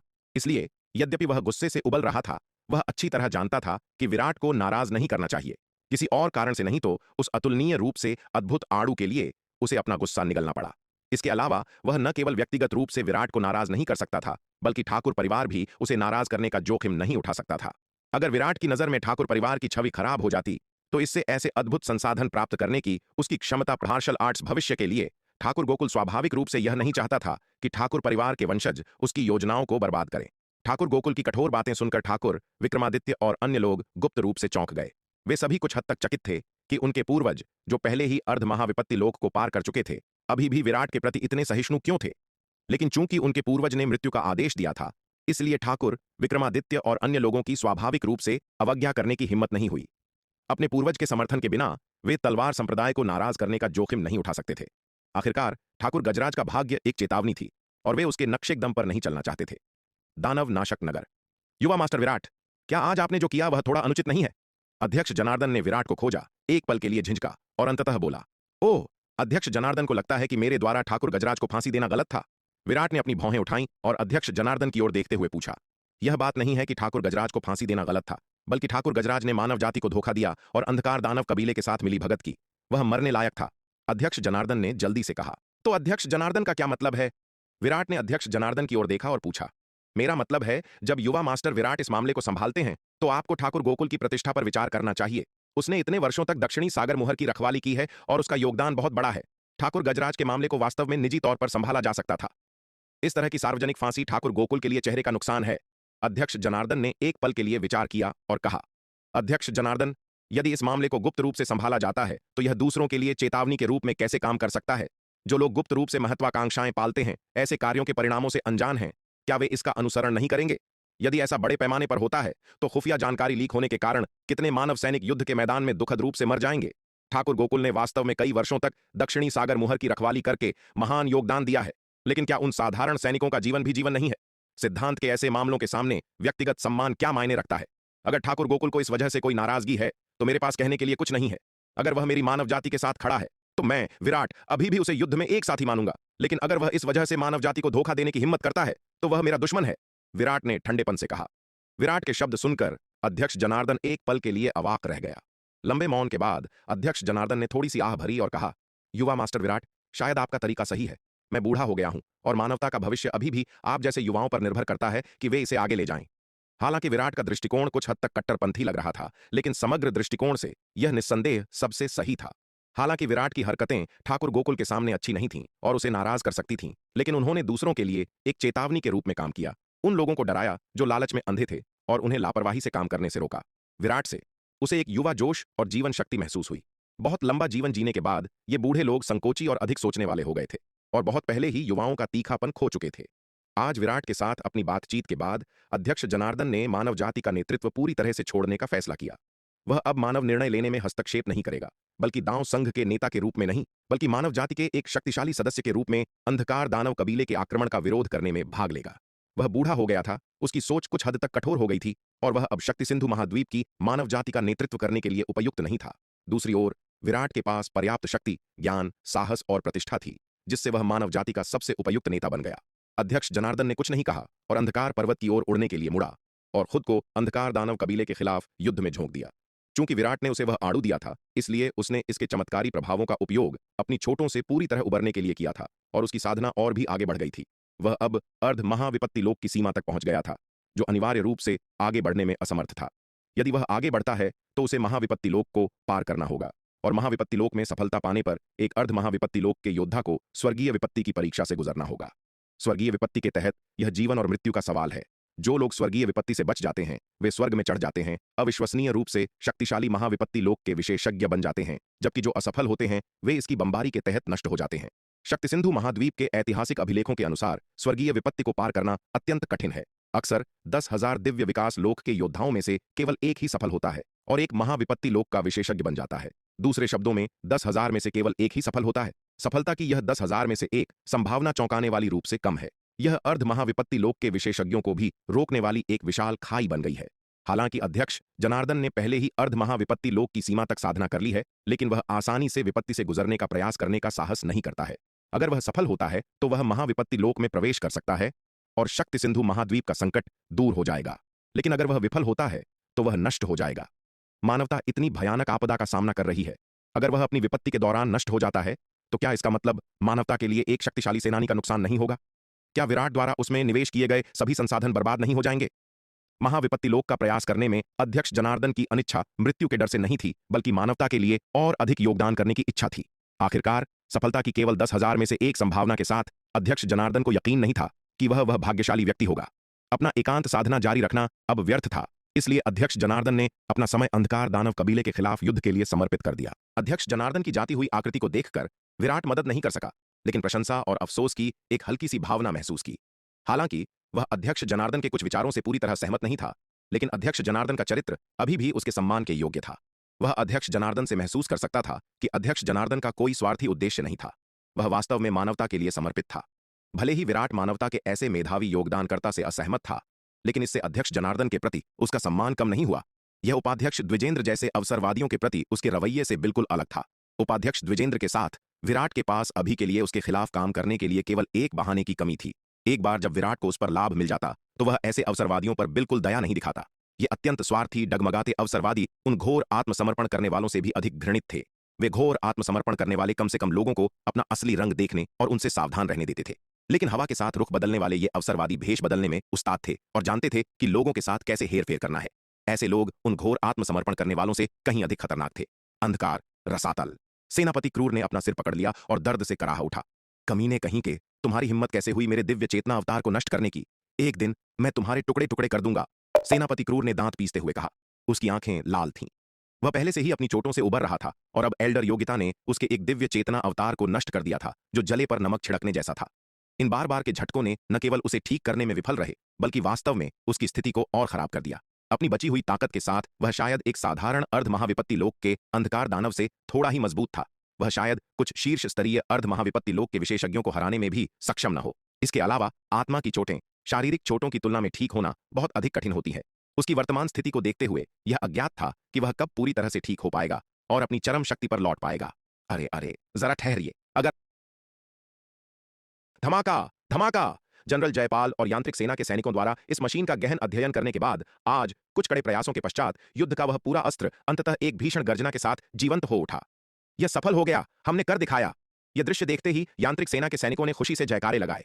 एक गगनभेदी गर्जना के साथ युद्ध के उस पूरे अस्त्र से एक चकाचौंध कर देने वाली श्वेत रोशनी उत्पन्न हुई। यह प्रकाश मुहाने पर एकत्रित हुआ और अंततः एक भयंकर धमाके के साथ उसने प्रकाश की एक विशाल किरण को बाहर दाग दिया। प्रकाश की वह खौफनाक किरण आकाश की ओर तेजी से बढ़ी। नवधारा महाद्वीप के ऊपर चल रही तूफानी हवाओं को चीरती हुई उसने एक विशाल स्थानिक सुरंग का निर्माण कर दिया। अरबों योजन दूर प्रकाश की उस खौफनाक किरण ने ब्रह्मांड में एक विशालकाय अंधकार गर्त बना दिया। उस अंधकार गर्त के भीतर अंतरिक्ष के अनगिनत खंड बनते और नष्ट होते दिखाई दिए। यह हो गया, यह सफल हो गया, हा हा हा, अंततः हमने कर दिखाया। इस प्रकार की अचंभित कर देने वाली प्रहार क्षमता को देखकर यांत्रिक सेना के सैनिक उत्साह से झूम उठे। एक दशक से अधिक के अथक शोध के बाद उनकी मेहनत अंततः रंग लाई थी। उन्होंने आखिरकार इस अर्ध पारलौकिक दिव्य अस्त्र के स्तर वाले युद्ध हथियार को नियंत्रित करने का तरीका खोज निकाला था। इस अर्ध पारलौकिक दिव्य अस्त्र के स्तर वाले युद्ध हथियार की प्रहार क्षमता एक शीर्ष श्रेणी जन्मजात स्तर के युद्ध अस्त्र की तुलना में 10 गुना अधिक शक्तिशाली थी। ऐसे खौफनाक प्रहार के समक्ष अर्ध महाविपत्ति लोक से नीचे का कोई भी अंधकार दानव तोप के एक ही वार का शिकार होने पर निश्चित रूप से मृत्यु को प्राप्त होगा। यहां तक कि अर्ध महाविपत्ति लोक के स्तर का कोई अंधकार दानव विशेषज्ञ भी यदि सीधे इस प्रहार की चपेट में आ जाए तो वह या तो मारा जाएगा या गंभीर रूप से घायल हो जाएगा। जनरल, हमें शीघ्र ही युवा मास्टर को यह शुभ समाचार देना चाहिए। नकुलझोंग ने जनरल जयपाल से अत्यंत उत्साहपूर्वक कहा। हाँ, हमें निश्चित रूप से युवा मास्टर को यह शुभ समाचार देना होगा। यह सुनकर जनरल जयपाल ने भी उत्साह से उत्तर दिया। तुरंत ही जनरल जयपाल स्वयं विराट के निवास पर यह समाचार देने के लिए प्रस्थान कर गए। जनरल जयपाल की बात सुनकर विराट की प्रसन्नता का कोई ठिकाना नहीं रहा। वह तुरंत जनरल जयपाल के साथ नवधारा महाद्वीप की यांत्रिक सेना के अभ्यास मैदान की ओर चल पड़े। जब विराट यांत्रिक सेना के अभ्यास मैदान में पहुंचे तो अर्ध महाविपत्ति लोक दिव्य अस्त्र द्वारा छोड़े गए प्रहार के निशान अभी तक पूरी तरह से लुप्त नहीं हुए थे। नवधारा महाद्वीप के आकाश में बने उस विशाल अंधकार गर्त को देखकर विराट भी थोड़े अचंभित रह गए। इस अर्ध महाविपत्ति लोक स्तर के युद्ध अस्त्र की पूर्ण शक्ति लगभग उनके तीसरे अवतार शिखर शर्मा द्वारा बैंगनी मेघ स्वर्ण तलवार का उपयोग करके किए गए प्रहार की क्षमता के बराबर थी। एक अर्ध महाविपत्ति लोक स्तर के युद्ध अस्त्र की शक्ति वास्तव में असाधारण थी। विराट ने जनरल जयपाल को उस अर्ध महाविपत्ति लोक स्तर के युद्ध हथियार की प्रहार क्षमता का एक बार फिर से प्रदर्शन करने का निर्देश दिया। विराट का निर्देश प्राप्त करने के पश्चात जनरल जयपाल ने तुरंत यांत्रिक सेना के सैनिकों को युद्ध अस्त्र संचालित करने का आदेश दिया। यांत्रिक सेना के सैनिकों के नियंत्रण में यंत्रों की गर्जना एक बार फिर गूंज उठी। धमाका। धरती और आकाश के बीच एक गगनभेदी गर्जना फूट पड़ी और युद्ध हथियार की तोप से प्रकाश की एक विशाल किरण निकलकर सीधे स्वर्ग की ओर तेजी से बढ़ गई। इस बार यांत्रिक सेना के सैनिकों ने सीधे स्वर्ग में 10 अरब योजन की त्रिज्या वाले एक तारे को अपना लक्ष्य बनाया। प्रकाश की वह विशाल किरण 10 अरब योजन की त्रिज्या वाले उस तारे से जा टकराई। एक गगनभेदी गर्जना के साथ वह पूरा तारा एक ही प्रहार में टुकड़े टुकड़े होकर बिखर गया। अद्भुत, बहुत ही बेहतरीन। ऐसी खौफनाक शक्ति देखकर विराट ने तालियां बजाईं और जोर से हंस पड़े। इतने शक्तिशाली अस्त्र के हाथ में होने से उनके तलवार संप्रदाय का आत्मविश्वास और भी अधिक सुदृढ़ हो गया था। आपको झांत होना चाहिए कि पिछली बार उनका स्वर्ण ड्रैगन अवतार पूर्वी सागर के प्राचीन ड्रैगन महल के खंडहरों से पूरे 1000 अर्ध महाविपत्ति लोक दिव्य अस्त्र लेकर लौटा था। यदि 1000 अर्ध महाविपत्ति लोक दिव्य अस्त्र एक साथ प्रहार करें तो एक वास्तविक महाविपत्ति लोक विशेषज्ञ को भी संभवतः अपने कदम पीछे खींचने पड़ेंगे। वैसे जनरल जयपाल, पूरी शक्ति से एक प्रहार करने में यह अस्त्र कितनी ऊर्जा की खपत करता है? विराट को अचानक एक प्रश्न याद आया और उन्होंने मुड़कर जनरल जयपाल से पूछा। 1 खरब 9वीं श्रेणी के आध्यात्मिक पत्थर, जनरल जयपाल ने उत्तर दिया। क्या 1 खरब 9वीं श्रेणी के आध्यात्मिक पत्थर? जनरल जयपाल की बात सुनकर विराट की आंखें तुरंत फटी की फटी रह गईं और वह अपनी सांसें रोक नहीं पाए। एक ही प्रहार के लिए 1 खरब 9वीं श्रेणी के आध्यात्मिक पत्थर, यह तो सचमुच एक धन भक्षक दानव था। यदि वे 1000 अर्धपारलौकिक दिव्य अस्त्र एक साथ बमबारी करना शुरू कर दें तो क्या बमबारी के एक ही दौर में 100 खरब 9वीं श्रेणी के आध्यात्मिक पत्थरों की खपत नहीं हो जाएगी? यह सोचकर विराट को गहरी हताशा का अनुभव हुआ। यद्यपि उनका स्वर्ण ड्रैगन अवतार पूर्वी सागर के प्राचीन ड्रैगन महल के खंडहरों से भारी मात्रा में जन्मजात आध्यात्मिक पत्थर लेकर आया था, फिर भी वह इस तरह के लगातार अत्यधिक खर्चों को सहन नहीं कर सकता था। ऐसा प्रतीत होता था कि युद्ध वास्तव में धन जलाने वाला एक प्रत्यक्ष कृत्य था। पर्याप्त संसाधनों के बिना शक्तिशाली हथियार होने के बावजूद भी उन्हें संभालना बिल्कुल असंभव था। आप सभी अपना अभ्यास जारी रखें, मेरी चिंता न करें। विराट ने जनरल जयपाल और यांत्रिक सेना के सैनिकों को देखकर मुस्कुराते हुए अपना सिर हिलाया। और हां, आध्यात्मिक पत्थरों को बचाने की चिंता भी न करें। जब तक आप अभ्यास का अधिकतम परिणाम प्राप्त करते हैं, इन आध्यात्मिक पत्थरों का अपनी इच्छानुसार उपयोग करें। जब यह समाप्त हो जाए तो बस खजाना विभाग से जाकर और ले आए। तलवार संप्रदाय के वास्तविक नियंत्रक के रूप में धन की समस्या स्वाभाविक रूप से उनकी चिंता का विषय थी। यांत्रिक सेना को केवल इस बात पर विचार करना था कि इन हथियारों को कैसे संचालित किया जाए। उनके लिए धन जुटाने की चिंता करने का कोई कारण नहीं था। जी युवा मास्टर, जनरल जयपाल ने यह सुनकर सम्मानपूर्वक उत्तर दिया। उन्हें शुरू में चिंता थी कि विराट उनके संगठन को इतने सारे आध्यात्मिक पत्थरों की खपत करने के लिए दोषी ठहराएंगे, लेकिन अब ऐसा लग रहा था कि उनकी चिंताएं पूरी तरह से व्यर्थ थीं। दक्षिणी महाद्वीप लौटने के बाद विराट शून्य समाधि महाद्वीप के साथ व्यापक व्यापारिक साझेदारी पर चर्चा करने के लिए खजाना विभाग में शालिनी के पास गए। इससे पहले, क्योंकि शक्ति सिंधु महाद्वीप की शक्ति अभी तक पर्याप्त नहीं थी और उसके तथा शून्य समाधि महाद्वीप के बीच का अंतर बहुत अधिक था, इसलिए विराट शून्य समाधि महाद्वीप के साथ बहुत अधिक गहरे आदान प्रदान करने का साहस नहीं करते थे। शून्य समाधि महाद्वीप के साथ व्यापार करते समय भी वह स्वयं एल्डर सावित्री के साथ व्यापार करने के लिए वहां जाते थे, लेकिन अब तलवार संप्रदाय के तीव्र विकास के साथ शक्ति सिंधु महाद्वीप की शक्ति शून्य समाधि महाद्वीप से किसी भी प्रकार से कम नहीं थी। शक्ति सिंधु महाद्वीप की ओर से एक वास्तविक रूपांतरण लोक विशेषज्ञ की कमी को छोड़कर दिव्य विकास लोक विशेषज्ञों की संख्या शून्य समाधि महाद्वीप से कम नहीं थी। इसलिए अब शून्य समाधि महाद्वीप से पहले की तरह सतर्क रहने की कोई आवश्यकता नहीं थी। विराट का शून्य समाधि महाद्वीप के साथ भविष्य के सभी सहयोग और आदान प्रदान को व्यक्तिगत रूप से संभालने का कोई इरादा नहीं था। वह इस कार्य को पूरी तरह से शालिनी के खजाना विभाग को सौंप सकते थे। शालिनी के साथ कुछ देर इस विषय पर चर्चा करने के बाद विराट, शालिनी और खजाना विभाग के कुछ श्रेष्ठ सदस्यों के साथ एक स्थानिक स्थानांतरण व्यूह के माध्यम से शून्य समाधि महाद्वीप में प्रवेश कर गए। वे शार्दूल की पीठ पर सवार होकर सम्राट स्तरीय 13वीं मोहर पर पहुंचे। एल्डर सावित्री, जो सम्राट स्तरीय 13वीं मोहर पर कुछ समय से प्रतीक्षा कर रही थीं, विराट को इतने सारे लोगों के साथ आते देखकर आश्चर्यचकित रह गईं। युवा मास्टर विराट, ये कौन है? एल्डर सावित्री ने शालिनी की ओर देखते हुए विराट से पूछा। यद्यपि विराट इस बार काफी लोगों को साथ लाए थे, लेकिन शालिनी का असाधारण व्यक्तित्व उन्हें भीड़ में अलग ही पहचान दे रहा था। एल्डर सावित्री एक नजर में समझ सकती थीं कि इस समूह में शालिनी का स्थान काफी ऊंचा था। इसके अलावा शालिनी और विराट एक दूसरे के काफी करीब थे और शालिनी विराट के सबसे निकट खड़ी थी, जो यह भी दर्शाता था कि उनका रिश्ता काफी विशेष था। ओह, साथी दांववादी सावित्री, मैं आपका परिचय कराता हूं। यह शालिनी है, हमारे तलवार संप्रदाय की मुख्य प्रबंधक। यह मुख्य रूप से संप्रदाय के वित्त और व्यापारिक मामलों को संभालती है। विराट ने एल्डर सावित्री से मुस्कुराते हुए कहा। मैं मुख्य प्रबंधक शालिनी को यहां लाया हूं ताकि वह आपसे परिचित हो सके।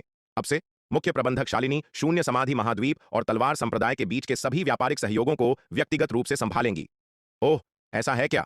एल्डर सावित्री ने शालिनी का अभिवादन किया और हल्की मुस्कान के साथ कहा। साथी दांववादी शालिनी, आपसे मिलकर बहुत प्रसन्नता हुई।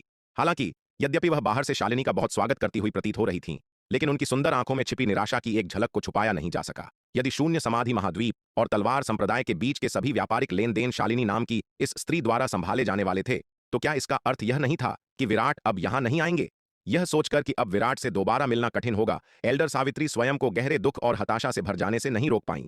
विराट को इतने लंबे समय से जानने के बाद, शुरू में यह मानने से लेकर कि वह उनमें रुचि रखते थे, बाद में यह पता चलने तक कि वह स्वयं मन ही मन उनके प्रति भावनाएं विकसित कर चुकी थीं, यहां तक कि एल्डर सावित्री को स्वयं भी इसका आभास नहीं हुआ था।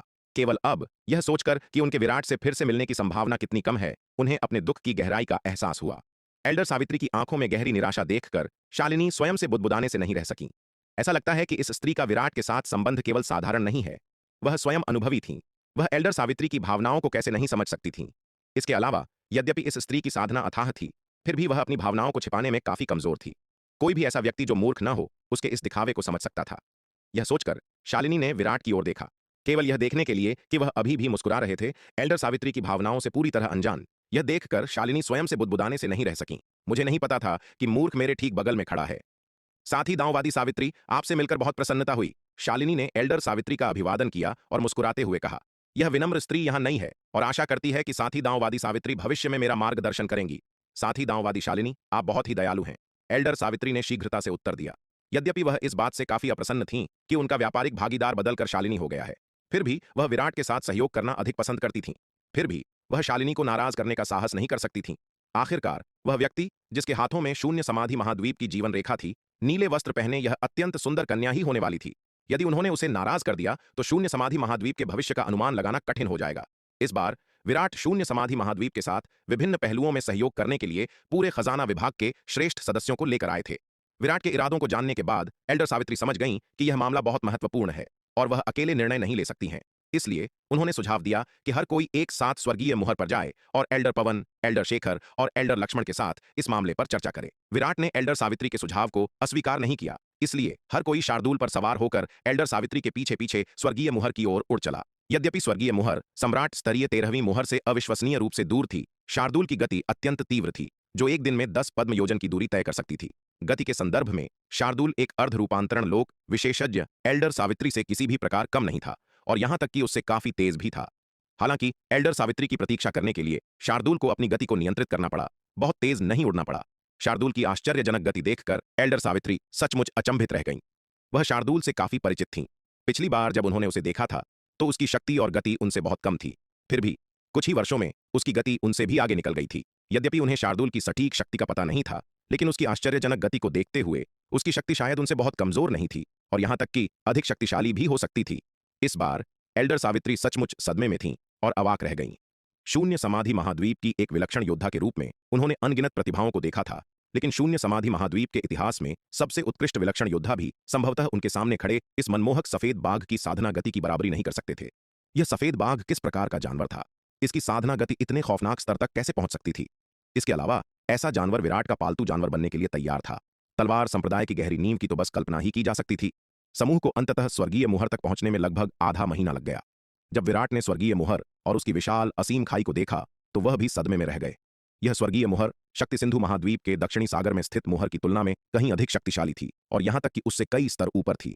इसके नीचे कैद भयानक प्राणियों की कल्पना करना भी मुश्किल था। स्वर्गीय मुहर पर पहुंचने के बाद विराट ने एल्डर पवन को भी पहली बार देखा था। वह एल्डर शेखर से पहले एक बार मिल चुके थे। जब वे देव स्तरीय 7वीं मुहर पर थे तब एल्डर सावित्री ने उन्हें पकड़ लिया था और वह एल्डर शेखर ही थे जिन्होंने व्यक्तिगत रूप से उन्हें सम्राट स्तरीय 13वीं मुहर तक पहुंचाया था। अभिवादन एल्डर पवन, एल्डर शेखर, एल्डर लक्ष्मण।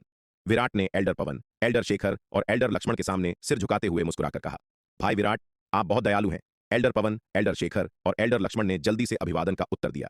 वे विराट के सामने अहंकार दिखाने का साहस नहीं कर सकते थे। मैंने लंबे समय से भाई विराट की प्रशंसा सुनी है, लेकिन कभी आपसे मिलने का अवसर नहीं मिला। आज मैं अंततः आपके सम्मानित चेहरे के दर्शन करने में सक्षम हुआ हूं। एल्डर पवन ने अपनी लंबी दाढ़ी सहलाते हुए भावुक होकर कहा। बिल्कुल नहीं एल्डर पवन, आप बहुत विनम्र हैं। यह कनिष्ठ इसके बिल्कुल योग्य नहीं है। एल्डर पवन की बात सुनकर विराट ने जल्दी से उत्तर दिया। इस वृद्ध व्यक्ति की चापलूसी इतनी स्पष्ट थी कि मोटी चमड़ी वाले विराट भी अपना चेहरा लाल होने से नहीं रोक पाए। यहां तक कि एल्डर सावित्री भी एल्डर पवन के शब्द सुनकर तिरछी नजर से देखे बिना नहीं रह सकीं। उन्हें वास्तव में उम्मीद नहीं थी कि आमतौर पर गरिमापूर्ण रहने वाले एल्डर पवन का ऐसा निर्लज्ज पक्ष भी हो सकता है। वह स्वयं को उस निर्लज्ज बूढ़े व्यक्ति के साथ शर्मिंदा होने से बचाने के लिए कुछ कदम दूर खिसकने से रोक नहीं पाईं। भाई विराट, मुझे अब एल्डर पवन मत कहिए। यदि आप इस वृद्ध व्यक्ति का सम्मान करते हैं तो बस मुझे भाई पवन कहिए। एल्डर पवन ने बहुत ही उत्साह से कहा। उन्होंने एल्डर सावित्री के चेहरे पर दिख रहे तिरस्कार और अवमानना के भाव को पूरी तरह से नजरअंदाज कर दिया और उन्हें बिल्कुल भी शर्मिंदगी महसूस नहीं हुई। अवश्य अवश्य।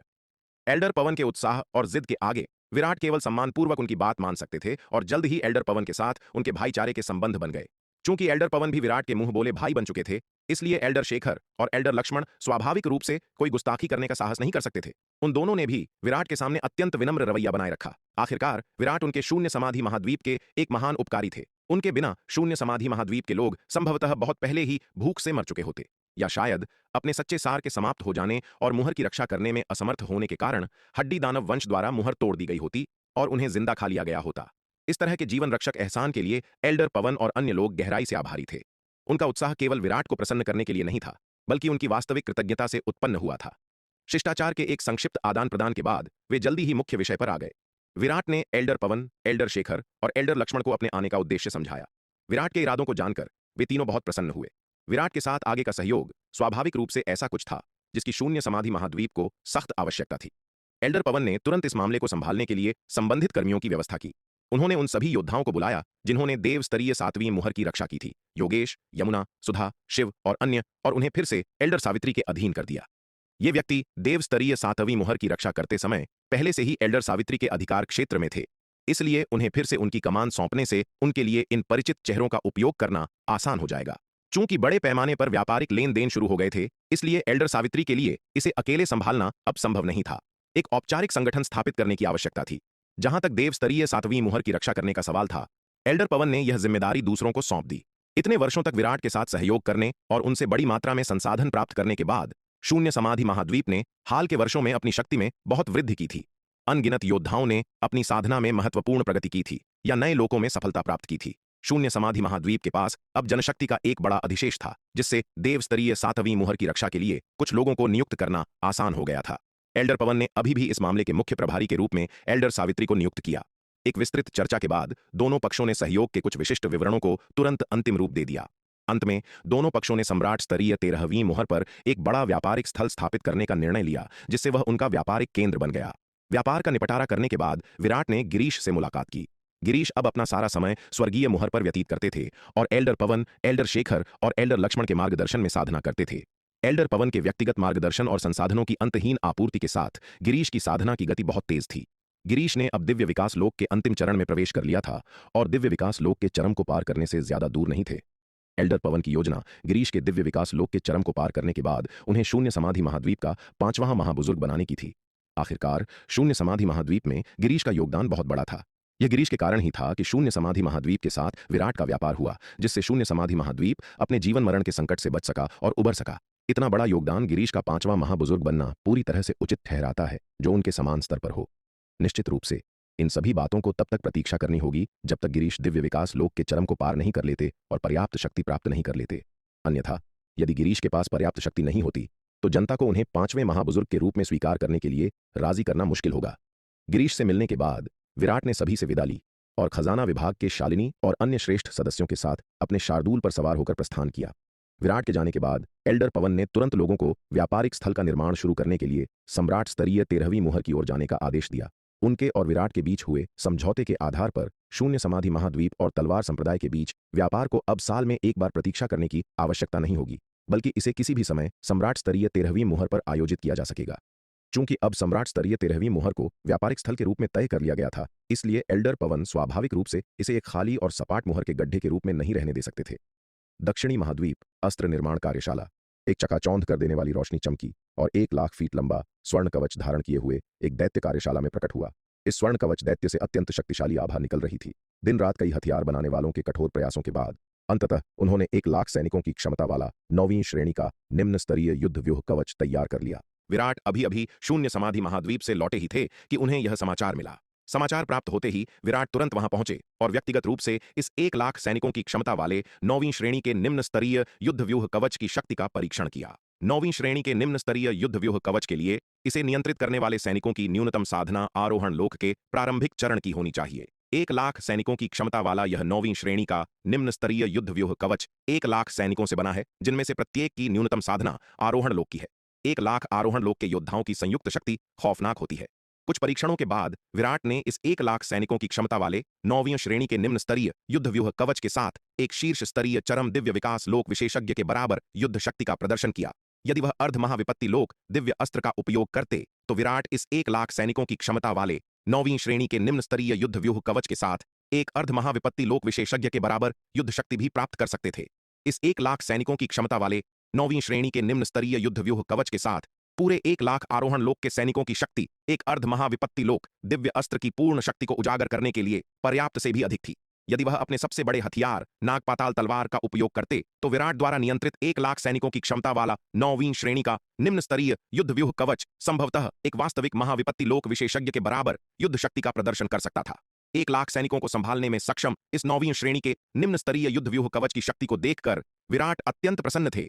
आचार्य केशव के नेतृत्व में अस्त्र निर्माण कार्यशाला ने इस महत्वपूर्ण मोड़ पर 1 लाख सैनिकों को संभालने में सक्षम यह 9वीं श्रेणी का निम्न स्तरीय युद्ध व्यूह कवच विकसित किया था, जिसने निस्संदेह मानव जाति को एक और शक्तिशाली हथियार प्रदान कर दिया था।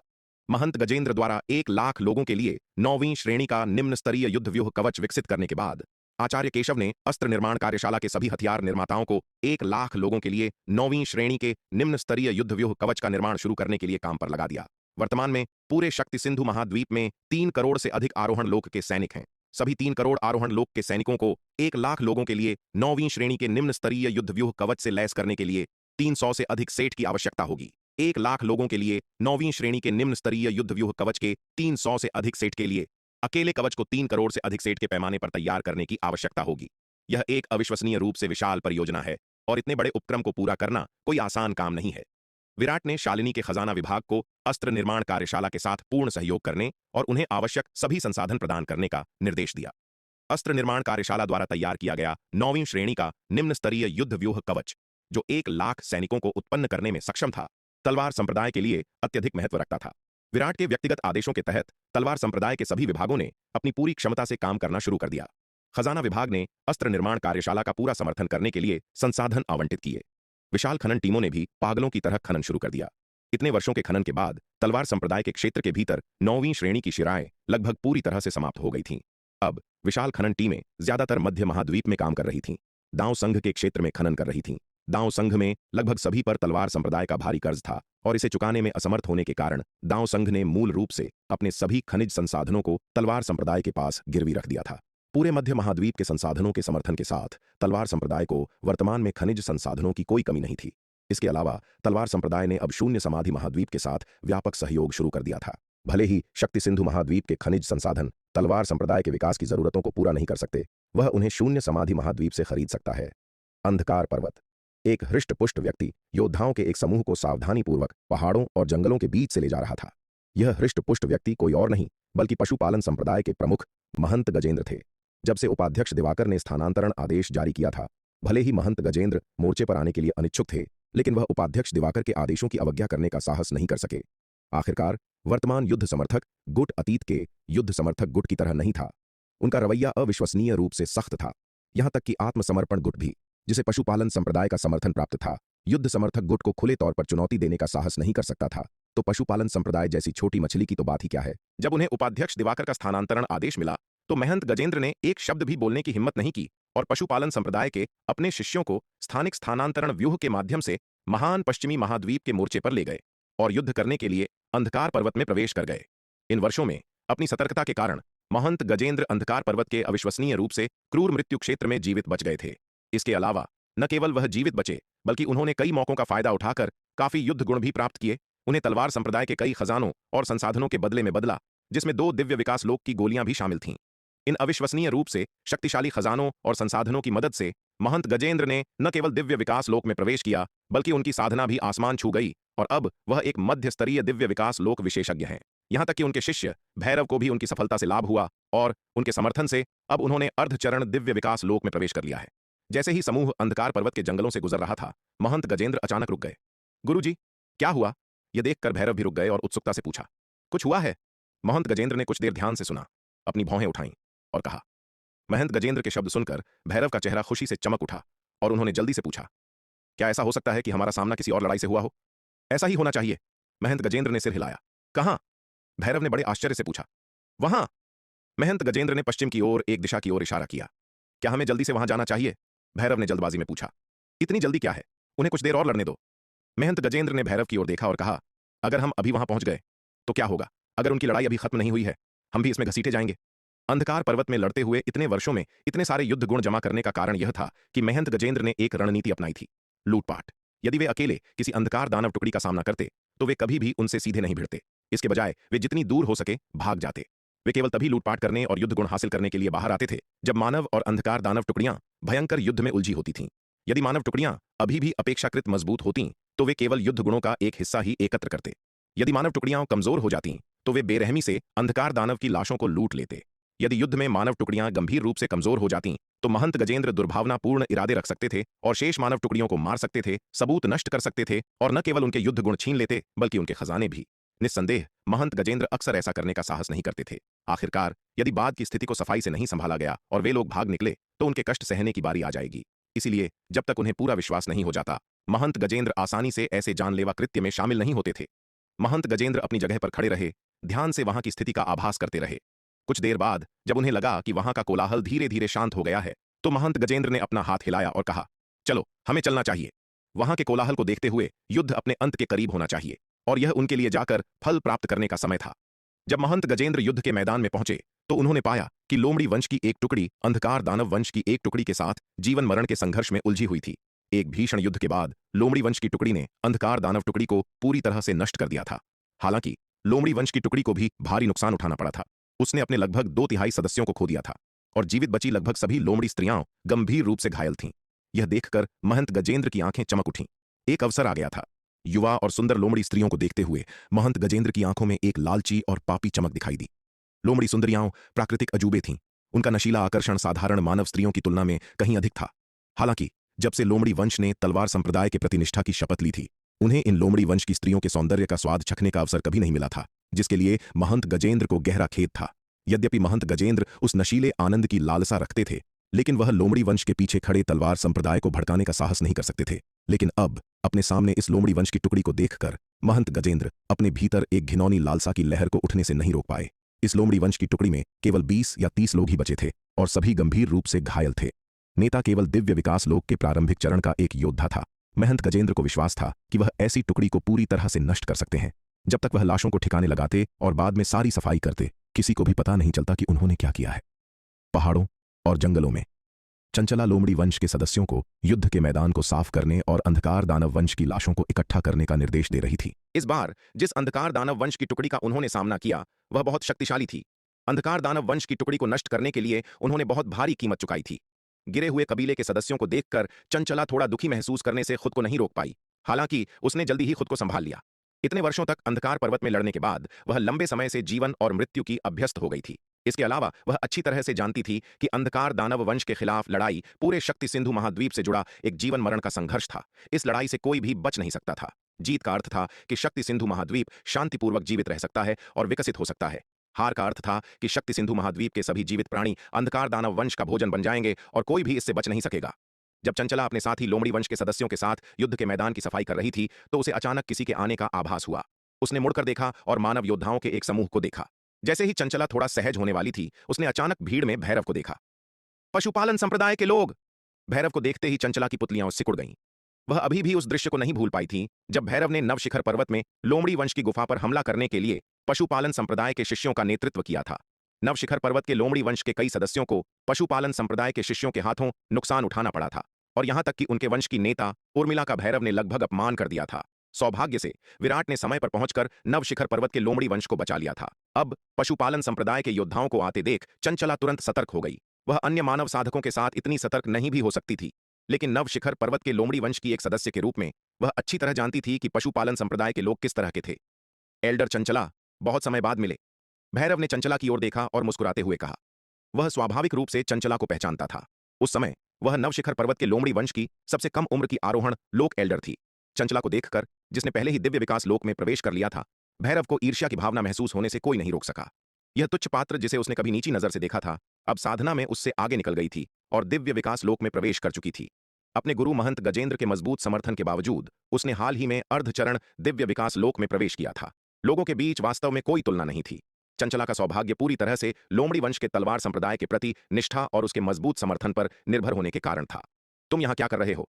चंचला ने पशुपालन संप्रदाय के योद्धाओं की ओर देखा और ठंडे स्वर में कहा। हे साथी दांववादी चंचला, इतनी औपचारिकता क्यों? महंत गजेंद्र हंसे। हमारे पशुपालन संप्रदाय ने यहाँ का कोलाहल सुना, इसलिए हम यह देखने आए कि क्या आपको किसी मदद की आवश्यकता है। कोई आवश्यकता नहीं है, हम पहले ही दुश्मन से निपट चुके हैं, आप जा सकते हैं, चंचला ने ठंडे स्वर में उत्तर दिया।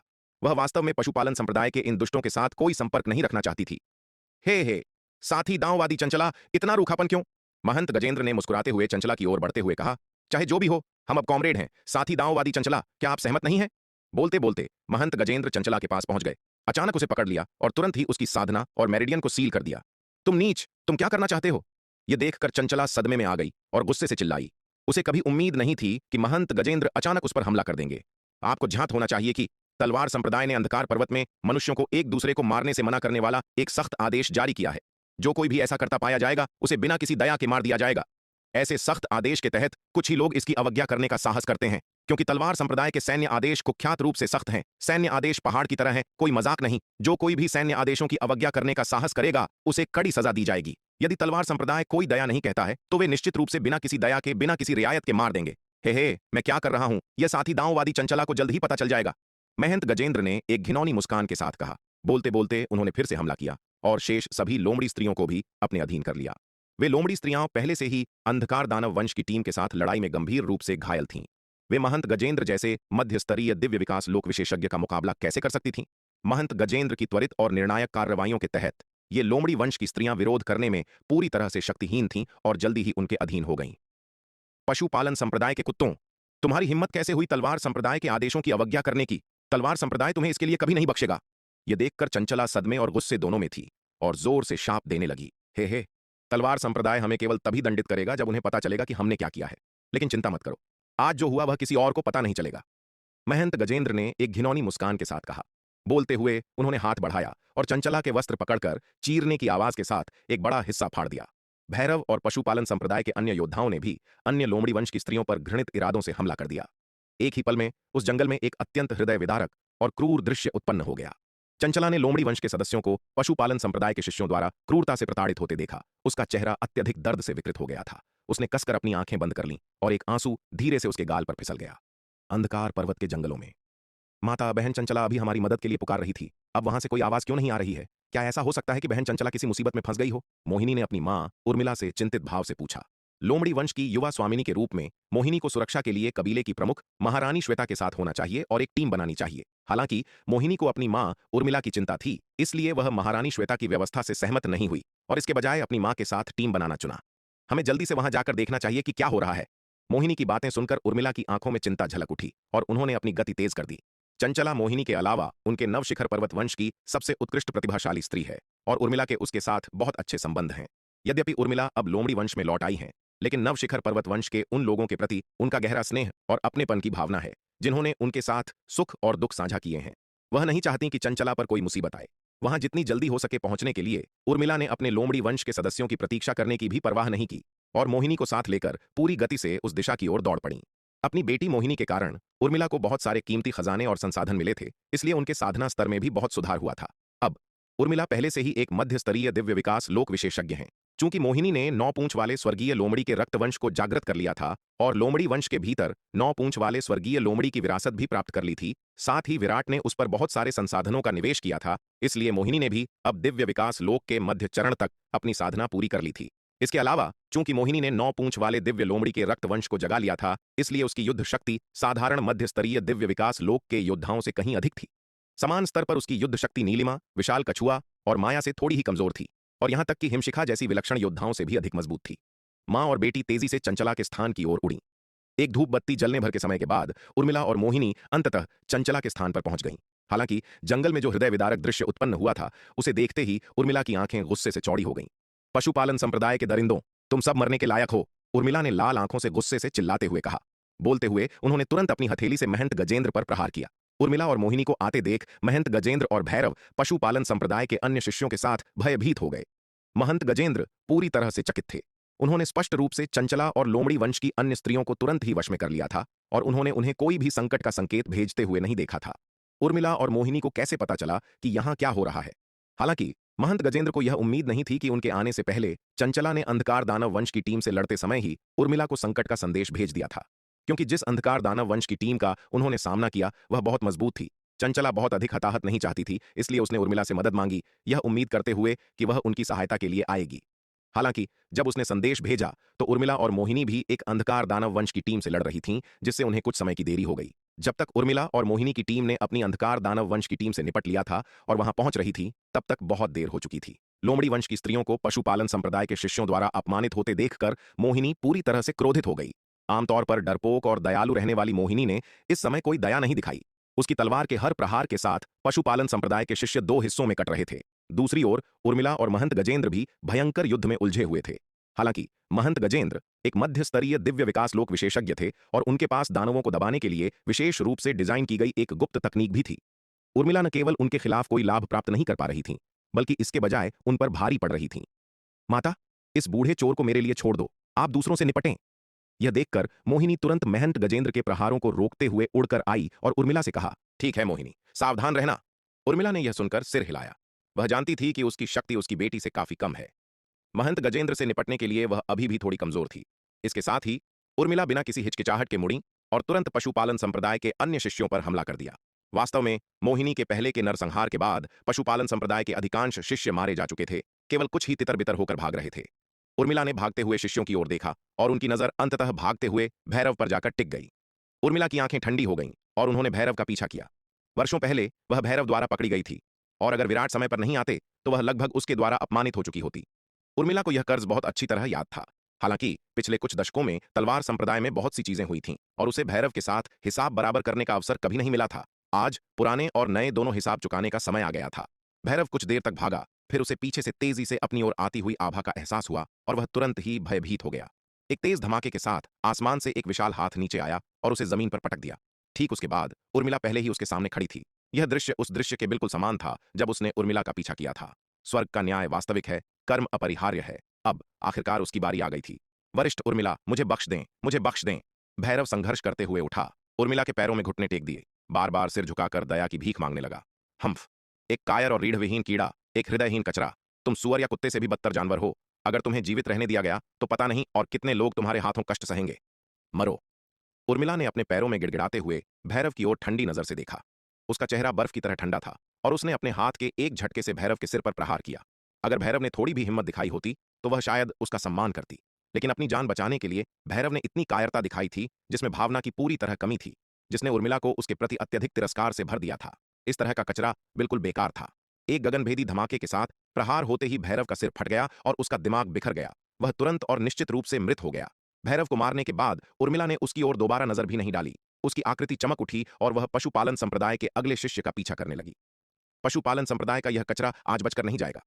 जब उर्मिला पशुपालन संप्रदाय के शिष्यों का पीछा कर रही थी, दूसरी ओर महंत गजेंद्र भी मोहिनी के निरंतर प्रहारों से भयभीत थे। मोहिनी के भयंकर हमले के तहत महंत गजेंद्र विरोध करने में पूरी तरह से शक्तिहीन थे और जल्दी ही गंभीर रूप से घायल हो गए। उन्हें सचमुच यह उम्मीद नहीं थी कि दोनों के मध्य स्तरीय दिव्य विकास लोक के योद्धा होने के बावजूद मोहिनी की शक्ति उनसे इतनी अधिक थी। इसके अलावा वह पशुपालन संप्रदाय के प्रमुख थे, जिनके पास दानवों को दबाने की गुप्त तकनीकें थीं। फिर भी इन परिस्थितियों में वह मोहिनी के लिए कोई मुकाबला नहीं थे। दानवों को दबाने के लिए उन्होंने जिन गुप्त तकनीकों का उपयोग किया था, उनका मोहिनी पर बहुत सीमित प्रभाव पड़ा। मोहिनी के भयंकर हमलों के तहत महंत गजेंद्र वहां रुकने का साहस नहीं कर सके। उन्होंने एक शक्तिशाली हमला किया, मोहिनी को पीछे धकेल दिया और फिर अंधकार रसातल की ओर भाग गए। उनके कृत्य उजागर हो गए थे। अगर वह आज मोहिनी के हमलों से बच भी जाते तो दानवनाशक नगर लौटने पर दांव संघ की न्याय भवन टीम द्वारा उन्हें निश्चित रूप से मार दिया जाएगा। इसलिए उनके पास केवल एक ही विकल्प बचा था, अंधकार दानव वंश के सामने आत्मसमर्पण करना। वास्तव में अंधकार दानव वंश के कई शक्तिशाली सदस्यों ने पहले ही गुप्त रूप से उनसे संपर्क किया था। उनसे अंधकार दानव वंश के मुखबिर के रूप में कार्य करने और उन्हें खुफिया जानकारी प्रदान करने के लिए कहा था। हालांकि वांग परिवार के पूर्वजों की मिसाल को देखते हुए महंत गजेंद्र को चिंता थी कि अंधकार दानव वंश को खुफिया जानकारी प्रदान करने का उनका कृत्य खोजा जाएगा, जिससे उनका भी वही हश्र होगा। इसलिए तलवार संप्रदाय के आदेशों के निवारक प्रभाव के तहत महंत गजेंद्र ने मानव खुफिया जानकारी से विश्वासघात करने का साहस नहीं किया था। लेकिन अब वह किसी और चीज की परवाह नहीं कर सकते थे। उनके जीवित रहने का एकमात्र मौका अंधकार दानव वंश के संरक्षण में था, अन्यथा मृत्यु उनका इंतजार कर रही थी। तुम दुष्ट, तुम कहां जाने की सोच रहे हो? यह देखकर मोहिनी गुस्से से दहाड़ उठी। वह चमक उठी, तेजी से महंत गजेंद्र का पीछा करने लगी। हालांकि मोहिनी महंत गजेंद्र से बहुत अधिक मजबूत थी, लेकिन वह अब हताशा में भागने की कोशिश कर रहे थे और एक अत्यंत शक्तिशाली वर्जित तकनीक का उपयोग कर रहे थे। इस वर्जित तकनीक ने किसी की ताकत को बहुत बढ़ा दिया था, लेकिन इसके दुष्प्रभाव भी उतने ही गंभीर थे। एक बार इस्तेमाल होने के बाद तलवार संप्रदाय की जीवन स्रोत गोलियों के बावजूद ठीक होना बहुत मुश्किल था। इस वर्जित तकनीक के लिए चुकाई जाने वाली कीमत बहुत बड़ी थी। महंत गजेंद्र जीवन और मृत्यु के मामले के अलावा अंतिम उपाय के रूप में इस तरह की वर्जित तकनीक का कभी उपयोग नहीं करेंगे, क्योंकि एक बार इस वर्जित तकनीक का उपयोग करने के बाद न केवल उनकी शक्ति बहुत कम हो जाएगी, बल्कि उनके मार्शल आर्ट का मार्ग अनिवार्य रूप से समाप्त हो जाएगा। लेकिन अब अपनी जान बचाने के लिए वह उस बात की परवाह नहीं कर सकते थे। महंत गजेंद्र के हताशापूर्ण पलायन के साथ यहां तक कि मोहिनी की गति के साथ भी वह कुछ समय तक उन्हें पकड़ नहीं पाई। महंत गजेंद्र को दूर और दूर जाते देख मोहिनी चिंतित महसूस करने से खुद को नहीं रोक पाई। अगर महंत गजेंद्र भाग गए तो वह अपनी बहन चंचला और अन्य लोगों का सामना कैसे करेगी? आगे तेजी से भागते हुए महंत गजेंद्र की ओर देखकर मोहिनी ने अपने दांत पीस लिए और अपनी गति बढ़ाने के लिए जीवन की क्षमता को जलाने की गुप्त तकनीक का उपयोग करने का इरादा किया। लेकिन उसी क्षण उसके सामने अचानक एक तलवार की रोशनी चमकी और हताशा से भागने की कोशिश कर रहे महंत गजेंद्र पर जा लगी। इस अविश्वसनीय रूप से तेज तलवार से टकराकर महंत गजेंद्र उल्टे उड़ गए और उनके मुंह से खून की एक उल्टी निकली। ठीक उसके बाद सामने के जंगल से एक आकृति चमकी और भागते हुए महंत गजेंद्र को पकड़ लिया और उसकी साधना और मेरिडियन को सील कर दिया। तभी महंत गजेंद्र ने स्पष्ट रूप से देखा कि किसने उन्हें तलवार के एक ही प्रहार से दो टुकड़ों में काट दिया था। यह एक अद्वितीय सौंदर्य वाली स्त्री थी, एक स्वर्गीय प्राणी की तरह और पूरे शक्ति सिंधु महाद्वीप में एक प्रसिद्ध हस्ती, दिव्य पवन महल की महारानी रेणुका। लेकिन यह देखकर कि जिसने उन्हें पकड़ा था वह महारानी रेणुका थी, महंत गजेंद्र हताशा से भर गए। यह वास्तव में कर्म और फल का मामला था। उस समय मध्य महाद्वीप मार्शल आर्ट्स टूर्नामेंट में उन्होंने वरुण महल और ठाकुर परिवार के योद्धाओं के साथ मिलकर महारानी रेणुका पर दबाव डाला था और उन्हें लगभग हताशा के कगार पर धकेल दिया था। और अब अपनी जान बचाने के लिए भागते हुए उन्हें महारानी रेणुका की तलवार से काट दिया गया था और उनके हाथों में गिर गए थे। महारानी! महारानी रेणुका को देखकर मोहिनी तुरंत आगे बढ़ी और सम्मानपूर्वक सिर झुकाया। हालांकि वह अब लोमड़ी वंश की युवा स्वामिनी थी, लेकिन वह महारानी रेणुका के सामने लापरवाही या असम्मान करने का साहस नहीं कर सकती थी। हम महारानी रेणुका ने हल्का सा सिर हिलाया। उन्होंने महंत गजेंद्र की ओर देखा जिन्हें वह ले जा रही थीं और मोहिनी से पूछा, छोटी लोमड़ी, तुम्हारे और इसके बीच क्या चल रहा है? क्या तुम नहीं जानती कि तलवार संप्रदाय के सैन्य आदेश मनुष्यों को अंधकार पर्वत में एक दूसरे को मारने से मना करते हैं? जब वह इस जंगल से गुजरी तो उन्होंने मोहिनी को आकाश में महंत गजेंद्र का पीछा करते देखा और बहुत उत्सुक हुए बिना नहीं रह सकीं। यह छोटी लोमड़ी हमेशा डरपोक और कायर थी, तो वह आज इतना दुस्साहसिक काम क्यों कर रही थी? यहां तक कि वह दिव्य पवन महल की महारानी तलवार संप्रदाय के सैन्य आदेशों की अवज्ञा करने का साहस नहीं कर सकती थीं। तो इस डरपोक छोटी लोमड़ी की तो बात ही छोड़ दें। हालांकि उन्हें नहीं पता था कि किस वजह से यह आमतौर पर डरपोक रहने वाली छोटी लोमड़ी अचानक इतनी क्रोधित हो गई। महारानी रेणुका ने फिर भी कार्य करना चुना और भागते हुए महंत गजेंद्र को तलवार के एक ही प्रहार से काट गिराया। पशुपालन संप्रदाय के वे लोग ज्यादातर बुरी खबर ही होते हैं। चूंकि मोहिनी महंत गजेंद्र का पीछा कर रही है, इसलिए इसके पीछे कोई छिपा हुआ कारण होना चाहिए। चलो पहले महंत गजेंद्र को काट गिराते हैं। अगर यह छोटी लोमड़ी बस कोई व्यक्तिगत हिसाब चुकता कर रही है तो हम बाद में महंत गजेंद्र को आसानी से छोड़ सकते हैं। उन्होंने उस तलवार के प्रहार को बहुत अच्छी तरह से संभाला और महंत गजेंद्र को गंभीर रूप से घायल किए बिना उन्हें काटने में कामयाब रहीं। हालांकि महारानी रेणुका को विराट से एल्डर योग्यता जितने साधना संसाधन नहीं मिले थे और वह पहले ही दिव्य विकास लोक के चरम को पार कर चुकी थीं, लेकिन मीरा की एक अच्छी दोस्त के रूप में वह अभी भी मीरा के साथ अच्छी चीजें साझा करती थीं। मीरा की मदद से वह अब दिव्य विकास लोक के अंतिम चरण की सीमा तक पहुंच गई थीं और चरम को पार करने से केवल एक कदम दूर थीं। महारानी रेणुका की शक्ति महंत गजेंद्र से कहीं अधिक थी। महारानी, यह वही नीच व्यक्ति था जिसने हमारी लोमड़ी वंश की बहनों के खिलाफ ऐसा अक्षम्य कार्य किया, इसीलिए मैंने उस पर हमला किया। मैं आपसे प्रार्थना करती हूं महारानी, कृपया सच्चाई देखें। मोहिनी ने यह सुनकर गुस्से से कहा। फिर उसने महारानी रेणुका को घटनाओं का विवरण सुनाया। मोहिनी की बातें सुनने के बाद महारानी रेणुका के भाव अत्यंत गंभीर हो गए। यह दुष्ट कुत्ता, इसने वास्तव में ऐसा पाशविक कृत्य किया, यह 1000 बार मरने के लायक है। महारानी रेणुका ने ठंडे स्वर में कहा। छोटी लोमड़ी, चिंता मत करो, मैं तुम्हें न्याय दिलाने में मदद करूंगी। फिर महारानी रेणुका महंत गजेंद्र को लेकर मोहिनी के साथ घटनास्थल पर गईं। जब उन्होंने जंगल में उस भयानक दृश्य को देखा तो महारानी रेणुका के भाव और भी अधिक पीले पड़ गए। 20 या 30 लोमड़ी वंश की स्त्रियों में से आधे से अधिक को महंत गजेंद्र और पशुपालन संप्रदाय के अन्य योद्धाओं द्वारा प्रताड़ित करके मार दिया गया था। यहां तक कि जो बची थीं उनका भी दुखद अंत हुआ। यह देखकर दिव्य पवन महल की महारानी की इच्छा हुई कि वह उसी स्थान पर महंत गजेंद्र के टुकड़े टुकड़े कर दें। हालांकि वह यह भी जानती थीं कि महंत गजेंद्र को इतनी आसानी से मारना बहुत आसान होगा।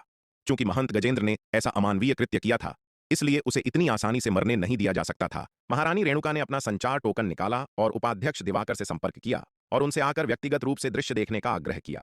इस स्थिति के लिए उपाध्यक्ष दिवाकर निर्विवाद रूप से जिम्मेदार हैं।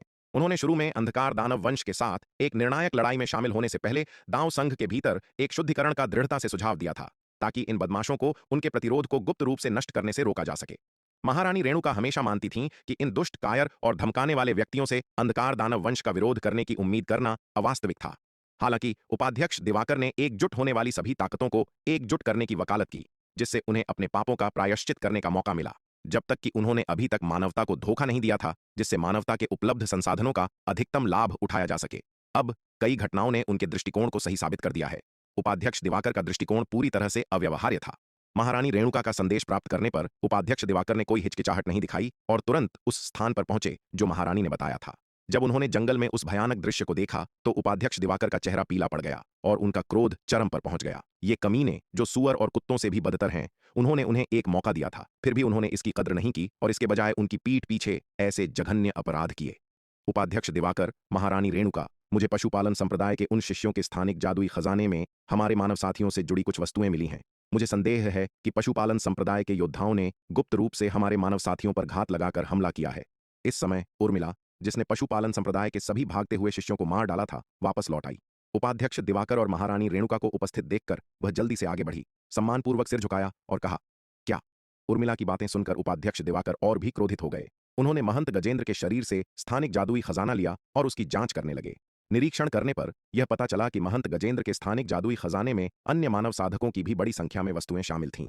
इससे उपाध्यक्ष दिवाकर को तुरंत एहसास हुआ कि अंधकार दानव वंश के हाथों मारे गए माने जाने वाले कई मानव योद्धाओं को वास्तव में महंत गजेंद्र द्वारा गुप्त रूप से घात लगाकर मार दिया गया था।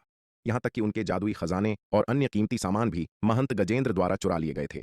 इसमें कोई आश्चर्य नहीं था कि महंत गजेंद्र की साधना की गति इतनी तेजी से कैसे बढ़ गई थी और उनकी लगातार कायरतापूर्ण प्रकृति को देखते हुए उन्होंने इतने युद्ध गुण कैसे जमा किए होंगे। यह संभव था कि उन्होंने साथी मानव साधकों को मारने और लूटने के लिए इन घातों का इस्तेमाल किया और यहां तक कि मारे गए अंधकार दानव वंश के सदस्यों की लाशों को भी चुरा लिया और इन्हें अपनी खूबियों के रूप में इस्तेमाल किया। महंत गजेंद्र के स्थानिक जादुई खजाने में जमा मानव साधकों के खजाने की बड़ी मात्रा को देखते हुए उन्होंने कई बार ऐसा किया था।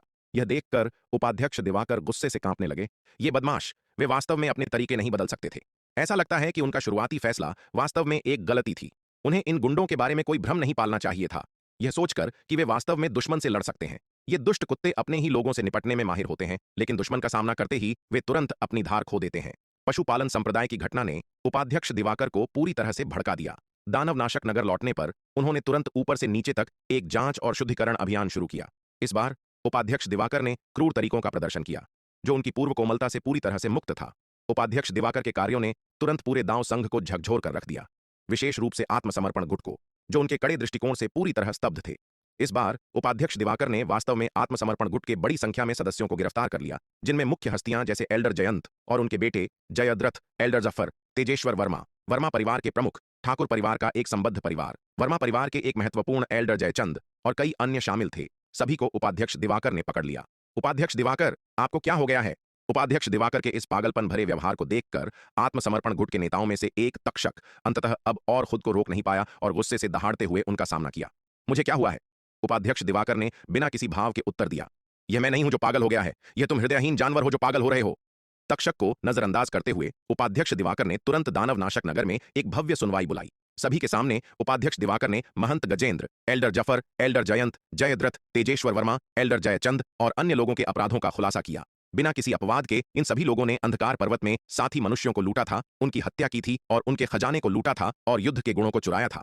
उपाध्यक्ष दिवाकर के आरोप सुनकर एल्डर जफर, एल्डर जयंत, जयद्रथ और अन्य लोगों के चेहरे पीले पड़ गए। उन्हें लगा था कि उनके काम पुख्ता हैं, किसी और को पता नहीं चलेंगे, लेकिन नियति को कुछ और ही मंजूर था। अंततः उनके कर्मों का पर्दाफाश हो ही गया। महंत गजेंद्र, एल्डर जफर और एल्डर जयंत के अपराधों की घोषणा करने के बाद उपाध्यक्ष दिवाकर ने तुरंत उन्हें सार्वजनिक रूप से मृत्युदंड देने का आदेश दिया। जैसे ही उपाध्यक्ष दिवाकर ने मृत्युदंड की घोषणा की, उर्मिला ने उनसे प्रार्थना की कि वह अपने लोमड़ी वंश का बदला लेने के लिए महंत गजेंद्र को स्वयं मारे। नवशिखर पर्वत के उनके लोमड़ी वंश और पशुपालन संप्रदाय के बीच घृणा बहुत गहरी थी। चाहे नवशिखर पर्वत में पशुपालन संप्रदाय के हाथों कष्ट सहने वाले उसके